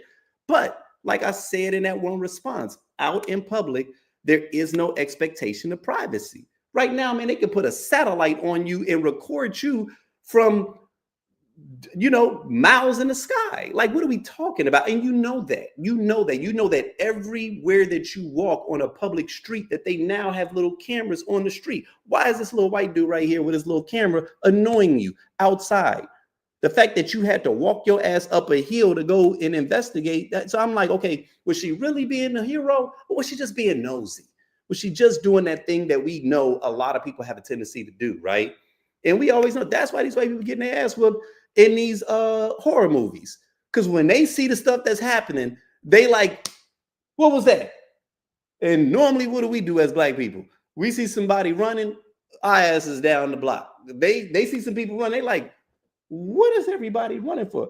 Man, let me go figure out what this is. And then, you know what I mean? Like, no, y'all be nosy, bro. That's all it is. Y'all be nosy, right? Because at the end of the day, you can't stop him. You're not a public servant. You are not the law. So if you got an issue, call the cops, right? But just thinking that you yourself is going, that's that George Zimmerman shit. You know what I'm saying? Oh, what is he doing in this neighborhood? Let me go ahead and track him down because he's up to no good. Nigga, you not a cop. You are not a cop. Move the hell on. You know what I'm saying? So like I said, on a personal level, yeah, I got triggered by that, right? Because I'm just like, yo, maybe other people saw it differently, right? And if you see it differently, let me know, okay? Maybe I'm wilding, you know what I'm saying? Because maybe he is annoying, but it is the law. It is the law. You know what I mean? And like I said, Karens be doing that shit way too much. You know what I'm saying? Oh, no, we got a comment right here. My brother said, oh, no, it's Miss Vicky. I'm sorry. I felt she was a bit unintelligent to accept and understand what he's explaining, even though or because she verbatim repeated every word. That's just ignorance to me, especially when she kept saying the same thing differently, exactly, instead of walking away and wishing him a good day. What's the true definition of ignorance? Doing the same thing and expecting different. Thank you. Here we go. And definitely nosy as hell, Karen's like, thank you. Like, look, I damn near want to do a poll, because when I saw everybody in the comments saying it, I was like, oh shit, all right, I guess I'm wrong on this one. Maybe I am wrong on this one, right? But I saw the way she walked up, just all unassuming, some people was roasting her in the comments. They was like, man, what you need to be asking is where the bra is at, which that's ignorant, right? And she's walking up like she literally just rolled up out of bed, like, and yeah, let me go and investigate. Man, what y'all doing over here? Y'all, we know what that is. As black people, we know what that is. Now, if he was doing something bad, and I don't even mind you going up and questioning him, but just like Miss Vicky just said, right? After he gives you the answer, move the hell on. And if you got an issue with it, then challenge him on it. You know what I'm saying? Because like one of the things I said was somebody, I was like, okay, let's say that it was somebody out there with a microphone and they were being interviewed. Do you think that she would have been comfortable then? Or was she going over there and asked him 21 questions? Oh man, so what you filming? Oh, okay, well, what school do you go to? Oh man, well, do you know Mr. Lancaster? Oh, well, yeah, like we all know those people that just don't know how to mind their damn business, man. They just pull up and they just feel entitled to your space. And really what you want to do is say, man, would you please move around, right? Because I know what it is that you're doing, and yeah, he's probably used to it. So yes, it is content at the end of the day. But I like I said, I was more annoyed by her than by him, because after he gave you the answer, all right, man, what more do you need? A permit? If he had broke out a permit, she still would have hung around. I know them people. I know those people. You be saying, and see, I don't have the patience for it. Because if I'm doing something, people be like, man, I'm doing my damn job. I am minding my business. Sir, I'm sorry. I'm really trying to get to work. But see, I think with him, because he was creating content, it just worked. But like, let's say he was filming something, ma'am, I'm gonna need you to move around. You're actually starting to harass me right now. You know what I mean? But nonetheless, though, I get it, y'all. You know, and so I just, anybody that listens to this afterwards, if y'all think I'm wrong, man, let me know, man. Let me know. Okay, so this is probably gonna be the last one that I hit. I just gotta show y'all this. So this one is called Sellout or Sound Judgment. Bernard, and as you can see, my once predominantly black neighborhood is no longer. You can tell just by the people who walk back and forth. So start this conversation off with my daughter. My daughter attends a private school in the neighborhood, and that's where most of her friends come from. Unfortunately, it's a great school, but unfortunately, she's one of, I think, 3 people of color in the entire school. So haphazardly, most of her friends are not people of color. So the parents that I interact with on a daily are not people of color. So today I'm in the park with my daughter's friends, who's one of them who's having a birthday, and we're all there. The parents are chilling, we're talking politics, we're talking about the kids, we're talking about, like where people are going to school next year, and it's all PG and it's all politically correct and it's all cool, I code switch, no ebonics. I'm enunciating all my words, and out the corner of my eye, I see these 2 dudes walking into the park. Think nothing of it, and as they come a little closer, I see one of them, and he looks vaguely familiar, but I don't really think I know him. It's just like maybe somebody I've seen from the neighborhood, and one dude has on a do-rag, the other one has like the dirtiest braids ever, the dirtiest cornrows ever. And here's the kicker, I'm not making this part up. They both had construction Timbs on. It's like as old school Brooklyn as you can get, right? And I make eye contact with this dude, and he looks at me and he goes, my dude, Bernard! And like all the parents just like stop and look, and this dude walks up and gives me the pound with the hug, and I swear I don't know where I know this dude from. And within 30 seconds before I not shoo him off, but before I try to tell him like keep it moving, he drops like 3 F-bombs and 2 N-words.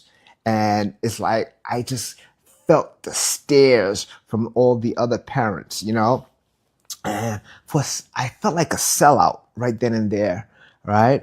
Because at the end of the day, it's people I know. And, at the end of the day, these are the people who inhabited the neighborhood first.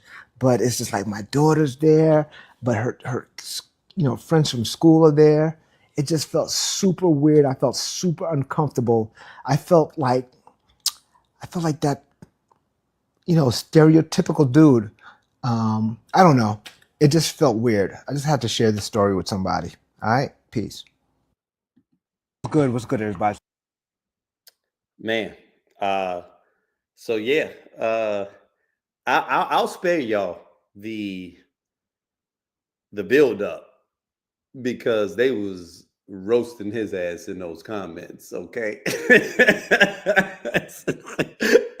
I think the entire community gathered to barbecue this nigga, man. Like, dead ass, man. I felt a little bad because it was him that shared it. It wasn't like, sometimes you'll get a post and then someone else to share it, and then it just turns into a barbecue session that you wasn't invited to. Luckily, no. He posted it on his platform, and the community pulled up and put his ass on a rotisserie, man. It was not cute, okay?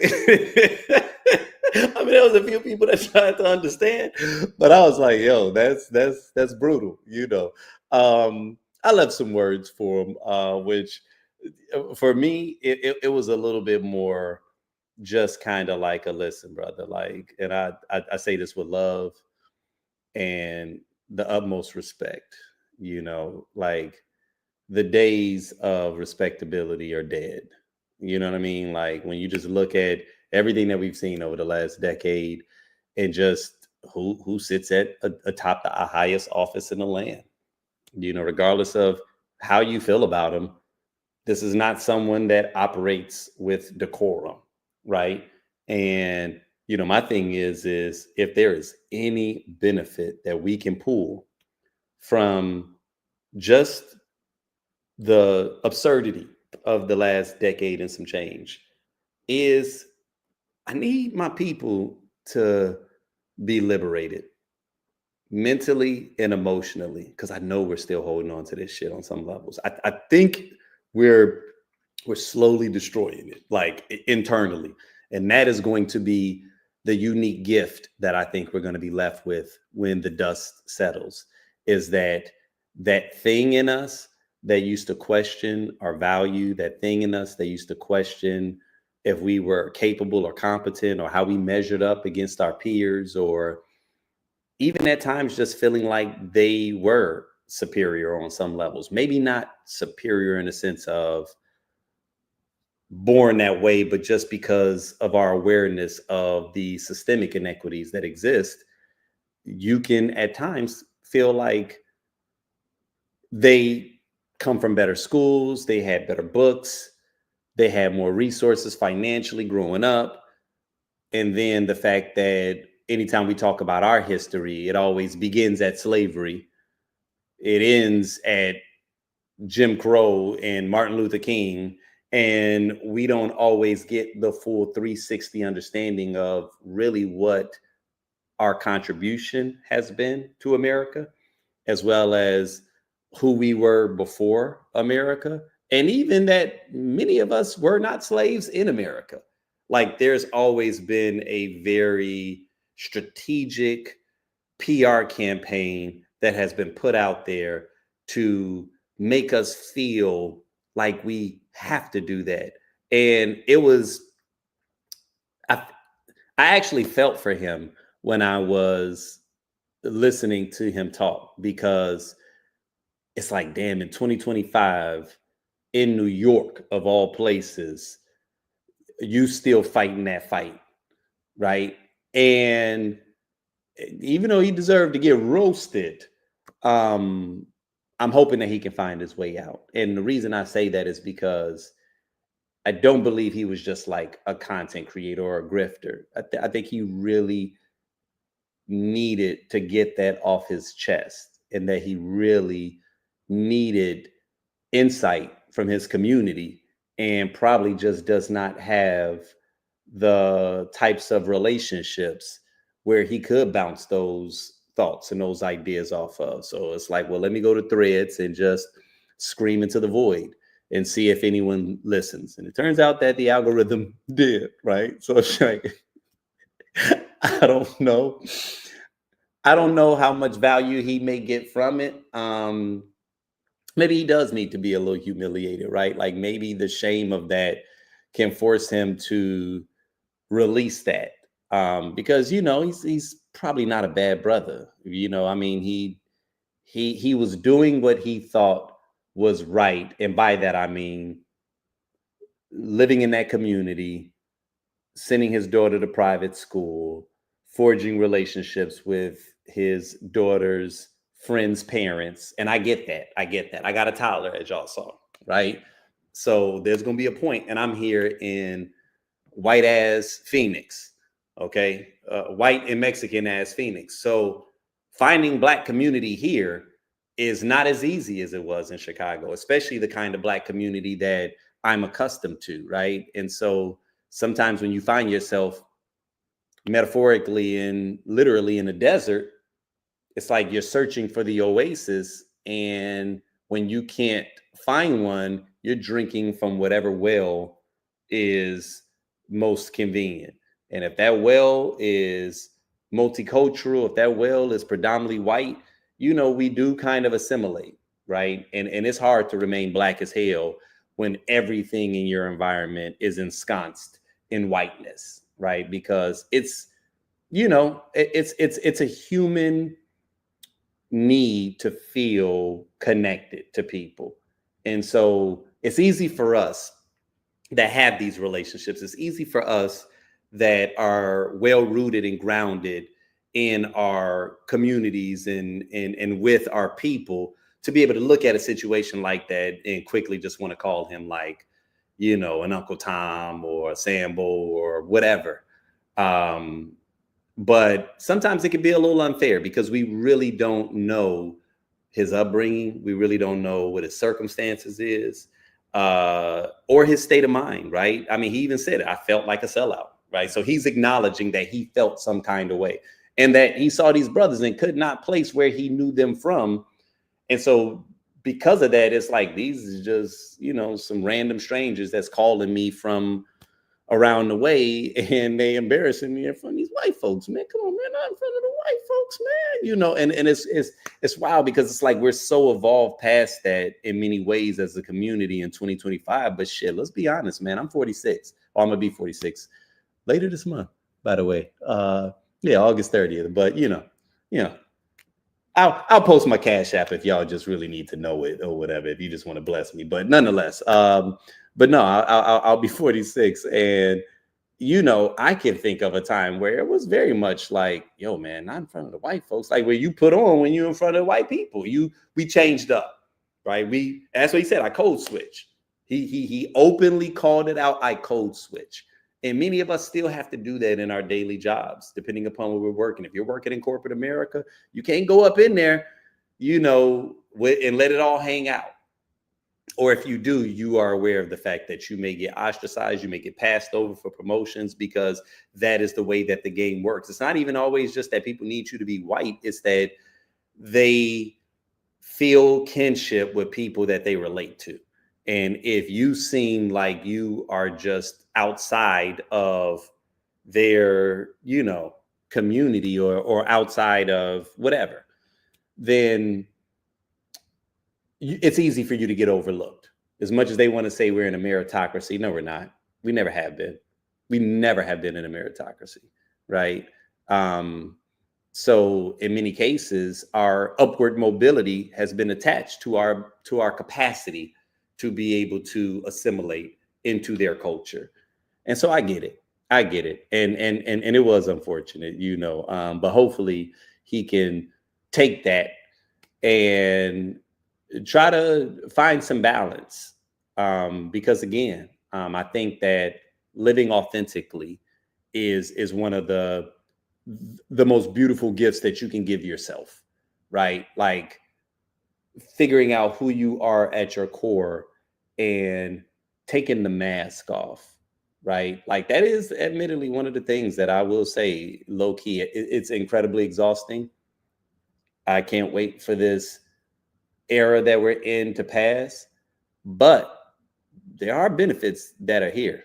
It's good seeing how many racists we got out here. It's good seeing how y'all really think. It's good. Go ahead and get all this shit off your chest. And I need y'all to understand, don't think for a second that we not only A, are paying attention, but that B, we gonna forget this shit. Because we not. Because there's gonna be a point where you get it all out off your chest and then you're gonna want to sink back in. Then all of a sudden you're gonna want to be friends again. And it's gonna be like, nah, I'm okay, Jim. You know what I mean? Like I was reading your post. I know how you really think, right?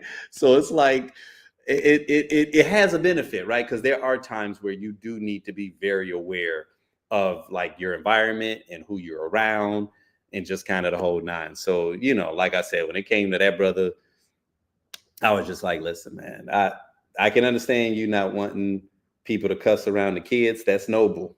But yeah, man, that code switching shit, man, I don't know if there's a necessity. I feel like 2025 and beyond, if we continue to do that, that's our choice to do so, right?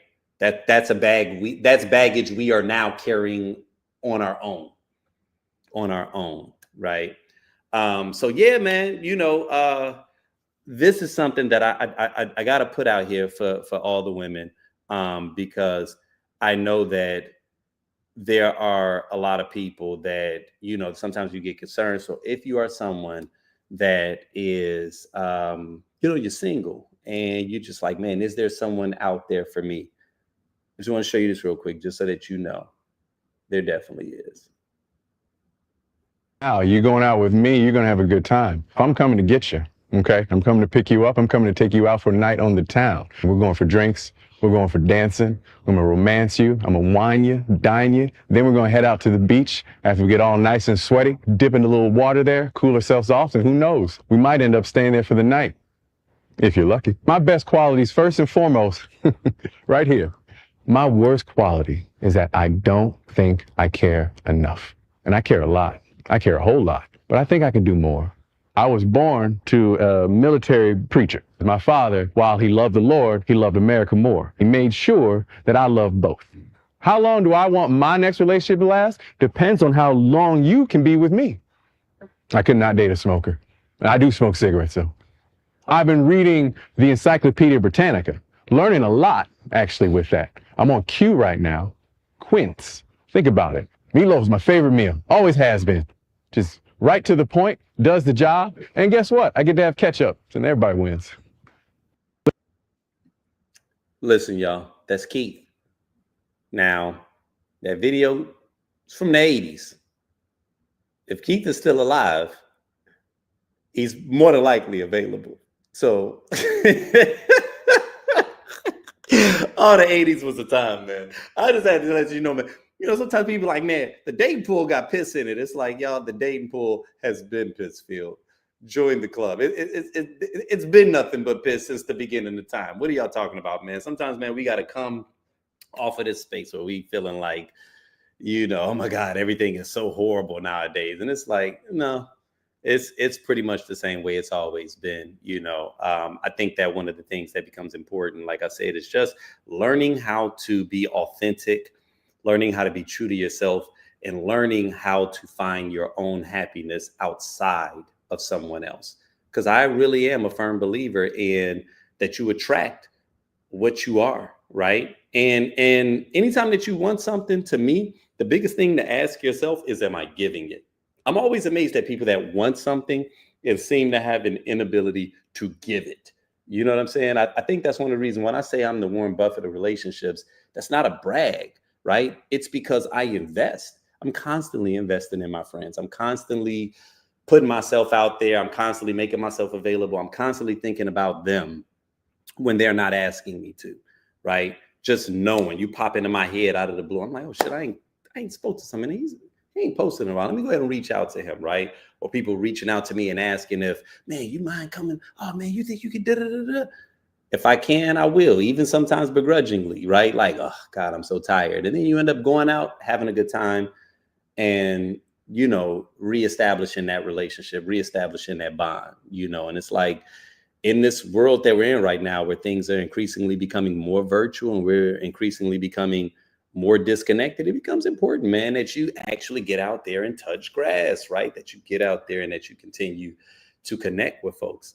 So I'm gonna do something different this go around. You know, I normally will do like an opinion, right? And kind of go on a run. But you know, I started a little bit late, and you know, we coming up on time. I'm actually going to let this content creator that I just found recently, and actually he's much more than a content creator. I should not minimize who he is to this, but this came across my news feed, and I was like, yo, this is my kind of outrage right here. This one of them type of white people, man, that I rock with right here. You know what I'm saying? And I've been seeing more of them make their voices known, you know, and just really sharing the outrage, you know. And I've also been seeing people say in recent kind of weeks, you know, letting people know, look, if you think you activism or you're activist and all you doing is posting on social media, no, you're not. You know, like activism is a lot more than that. And while I do 100% agree with that, I'm at the space where I'm like, I do understand that it is baby steps, right? And sometimes the first step is learning how to utilize your voice, you know. And I've been stressing this a lot lately. It's like not downplaying the influence that you have individually. I think sometimes we think just because we don't have big followings, or we think that just because we don't have a lot of money, or you don't have a lot of anything, that you think that you have nothing to give. And I am here to tell you, you 100% absolutely do, right? One of my favorite stories is the story of the talents in the Bible, and how it goes is like, God came down and he had 3 men, and he gave them all talents. And it's funny because talents is actually like money, but it being called a talent is always fascinating to me, because then it kind of, to me at least, it makes it a bit of a metaphor. It's like, yes, it is monetary value, but when you think about even a talent, the talent has monetary value, right? So it's to me personally, anytime I think about this story, I'm always like, yeah, I got to remember this, But as the story goes, he gave one man 10 talents, gave another man 5 talents, and gave another man 1 talent. Went away. Comes back after a period of time, went to the man with 10 talents, saw that he had been putting these talents to use, so he doubled it. So now this guy's got 20 talents. Went to the guy with 5 talents, saw that he had been working, putting it together, doubled his. Went to the guy with 1 talent, and he was like, okay, well, where's your talent? And he said, well, I didn't have much. I was afraid that I was going to lose it, so I buried it. And so he took the 1 talent from that man and gave it to the man that had 20, right? And that's such a fascinating story to me, because it's like, when you think about it, that's how we are sometimes in our community. We think just because we don't have a lot that we have nothing, and we end up using nothing, and we end up losing it, right? And that is really the way that the world works in everything. And that's the way it works physically, muscles. If you don't use it, if you are not staying active, atrophy occurs. You will lose strength. That is the wildest thing to me, man. You could be super committed to your workout regimen. You could be pumping iron, doing a great job. Take a month off. You will lose damn near 40% of your strength. It's the craziest shit. It's almost frightening. You know what I mean? Take 2-3 months off. You starting from scratch, basically, right? So we live in a day and age where you have to be constant. You have to be using these things. You have to be using your gifts. You have to be using your resources, and you can't view it from a space of, well, when I get here, then I'll start doing it. No, you got to start where you're at. Do not wait for this imaginary time period called tomorrow, because tomorrow never comes. There's only right now. There's only the present, right? The future literally does not exist, because when the future gets here, it's going to be the present. So it's almost like you have to start where you're at. Don't wait. Do not wait before you start using your gifts. Do not wait before you start adding value in other people's lives. So if you are lonely, or if you do feel like you're lacking something, that's an indication that that's probably an area that you need to be more tapped into, where you need to start giving more. If you don't feel love, are you giving love to people? Like, honestly, ask yourself, right? Like, and I'm not talking about that thing that we do sometimes where it's like, well, yeah, I always gave them this. It's like, yeah, but what was your intention? Were you really giving it selflessly, or were you giving it selfishly in a very manipulative sense, because you were hoping that you would get something in return? Because that's ultimately what comes back, right? When we talk about the laws of seed time and harvest, whatsoever a man soweth, that shall he also reap. We think that just because we give something that we're supposed to get that exact same thing back. And it's like, no, what was the intention behind the thing that you gave? Because the intention behind the thing that you gave is going to be the thing that you get back, right? And so a lot of times, man, the biggest areas, the biggest indication of the areas that exist in your life that need the most work are typically the areas that you're struggling in, right? And so that's how you flip it is, okay, I'm not getting this thing. I desire more of that. I need to figure out how I can give that to other people. And I'm telling you, it's so incredibly important to our community, and this is going to be like a continuing message for me, man. I don't care. Like, we need to circle these wagons, because this administration is showing us right now, man, that they got it out for us. One of the things that I was going to talk about today, but I will talk about it probably on the next show, is that jobs report that came out, and that 300,000 Black women lost their jobs since this administration has taken effect. 300,000, right?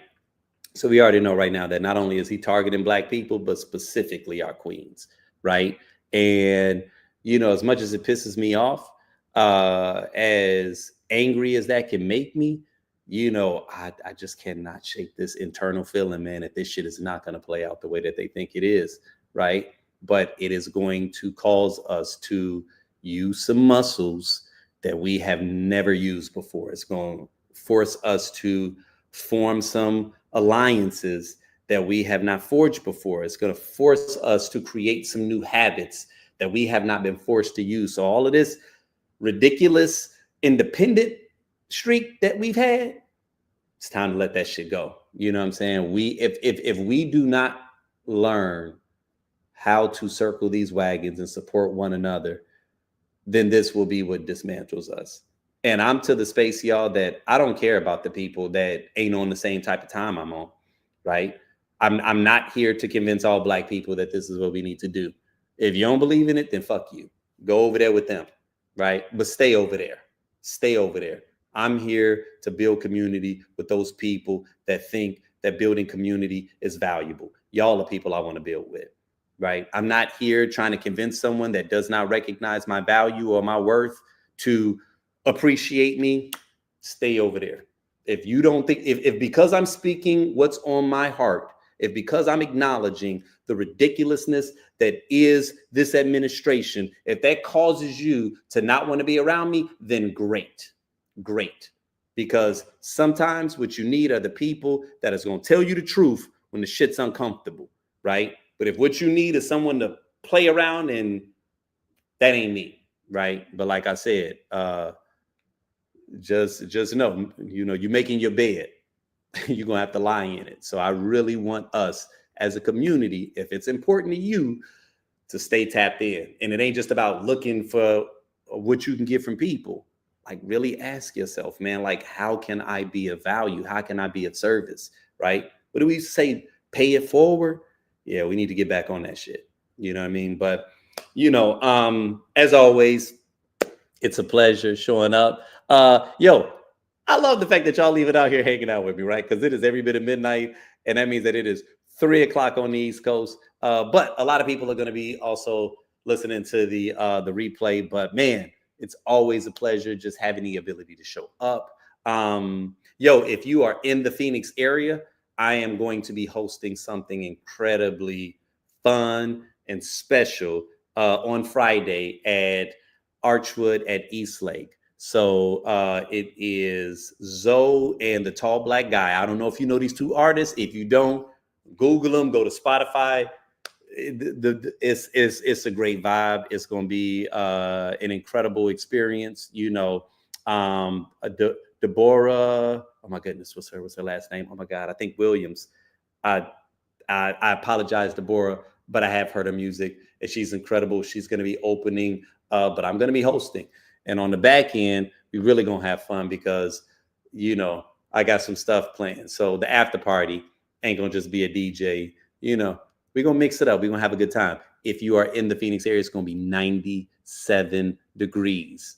And I know other people that are like, that sound hot. Not for Phoenix. 97 degrees is low key the perfect weather in Phoenix because, it's a dry heat. So that's actually going to feel like 87. And then at night, oh my God, it's going to be gorgeous. So you're going to want to be out the house. If you're looking for something to do, go ahead and go to the Archwood at Eastlake. You can get the tickets from there.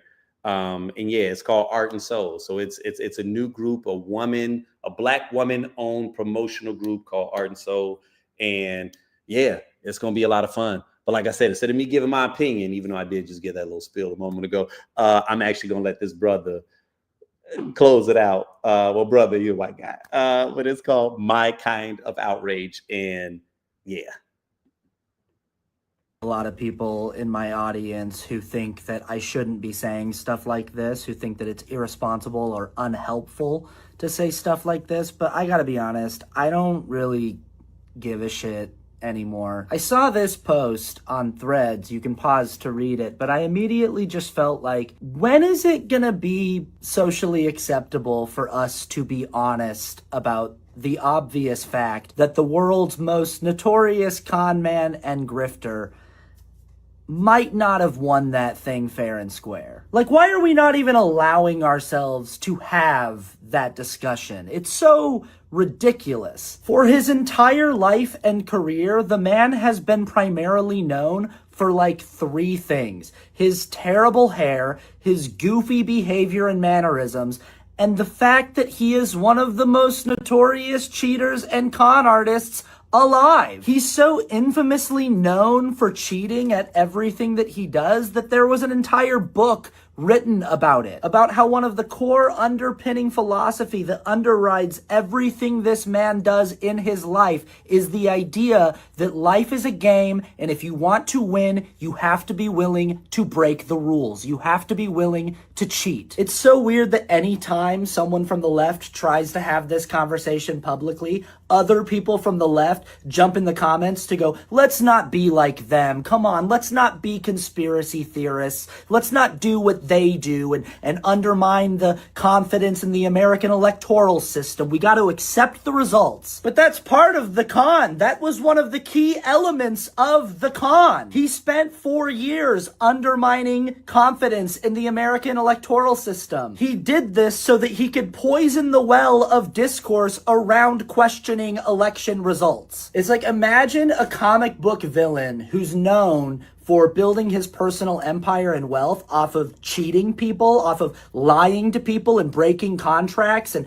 not paying people he was contracted to pay, off of stealing money from charities. Imagine that person spends 4 to 10 years questioning the integrity of the lottery system. They say that every person who wins the lottery isn't a real winner and that it's a rigged system. Because of this, there are massive investigations into the lottery system. People start looking into the past winners to question the integrity of those wins. Were they legitimate or not? And again and again and again, they find that yes, these wins do seem to be legitimate and there doesn't seem to be any foul play. Now, the big dirty Cheeto has convinced everybody that questioning the integrity of the lottery system is a fool's errand. Anybody who does that is just a sucker who's believing his fake propaganda. And now imagine that guy wins the fucking lottery. Not only does he win it, it turns out he's friends with all of the people who run the lottery. He actually replaced all of the people who used to run it with people who are loyalists to him and his project. Oh my god. It's so fucking stupid. It's so fucking stupid. It's so dumb that we're not allowed to have this conversation. It's so dumb that we're like, no, we can't do that. We just have to accept that we got beat by the guy who cheats at everything he's ever done in his life. We just got to accept that this was the one time in his life he actually legitimately won something without cheating. He's like gone on stage several times and been like, yeah, I cheated. I didn't even really win. I cheated. And we're like, he probably meant something else. He partnered with the richest man in the world, and somehow that man's internet company, Starlink, was allowed to be the internet provider for many of the major swing states' polling locations. What the fuck are we even talking about? And at the time, people were like, that's not how rigging an election machine would work. You couldn't rig it through the Wi-Fi. How the fuck do you know? Isn't it at the very least a crazy conflict of interest to have Elon Musk providing the internet for polling stations in swing states? Listen, I understand. I understand that a modem is a piece of tech that is not literally connected to a voting machine. It just provides the internet. I get that. All I'm saying is, like, if the CEO of AT&T were running for president and he said, you know what, I'm going to provide the modems and the internet in all the polling locations in all the swing states free of charge, just my little gift to the American voters, even though we understand that a modem that provides internet is not a piece of tech that traditionally is able to hack into a voting machine, wouldn't it just make sense to not let one of the candidates have their own tech inside of the polling locations just to be safe? I get it. I get that I look like the Charlie Day meme from Always Sunny. I get it. But holy shit, You guys, how else do I need to break it down? Okay, so you're playing poker, right? With a bunch of friends. It's poker night. And there's one guy at the game who every single time he loses, he freaks out and he says that everybody's cheating, and it's really ruining the vibe of game night. Like, it's not fun what a sore loser this asshole is being. At one point, he even makes everybody roll their sleeves up and show that they're not hiding cards, and everybody's like, sure, whatever, dude, fine. And then, on the biggest pot of the night, this motherfucker gets a royal flush. And you happen to notice that the ace in his hand is the 5th ace that's hit the table. You've seen 4 other aces hit the table, and that's the 5th ace. There can't be 5 aces. So now you're letting him take your money, even though you know he's probably cheating, because you don't want to be that guy. You guys, Elon Musk paid people to vote for him. That's just illegal. That's not a conspiracy theory. That's not a like, what if? That's just a thing that happened. And while it was happening, we were all saying, you're not allowed to do that. That's cheating. You can't bribe people to vote for a candidate. And he was just doing it. He was like, I'll pay you $1 million if you vote for Donald Trump. And we just watched him do that. And we were all like, you're not, that's against the rules. You can't do that. And they did it anyway, and we're still not allowed to fucking talk about it. What the fuck are you talking about? I just think we should be allowed to talk about it, is all. Okay.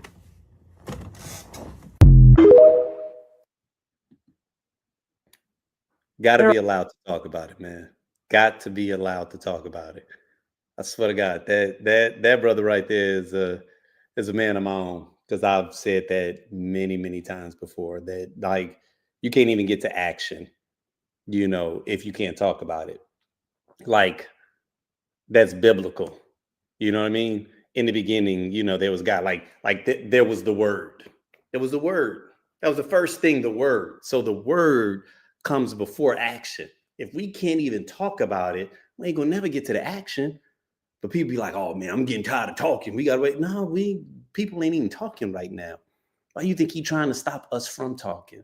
Right? Why do you think he trying to kill the First Amendment? Because that's the impetus, right? Because the more you talk about it, eventually something is gonna happen. You can get yourself hyped up to do something if you keep talking about it. But if he can get you to stop talking about it, you can just up one day and just stage a revolution, and y'all ain't even talking about it. Gotta talk about it, man. Gotta talk about it. So, till the next time, y'all. I love you. Peace.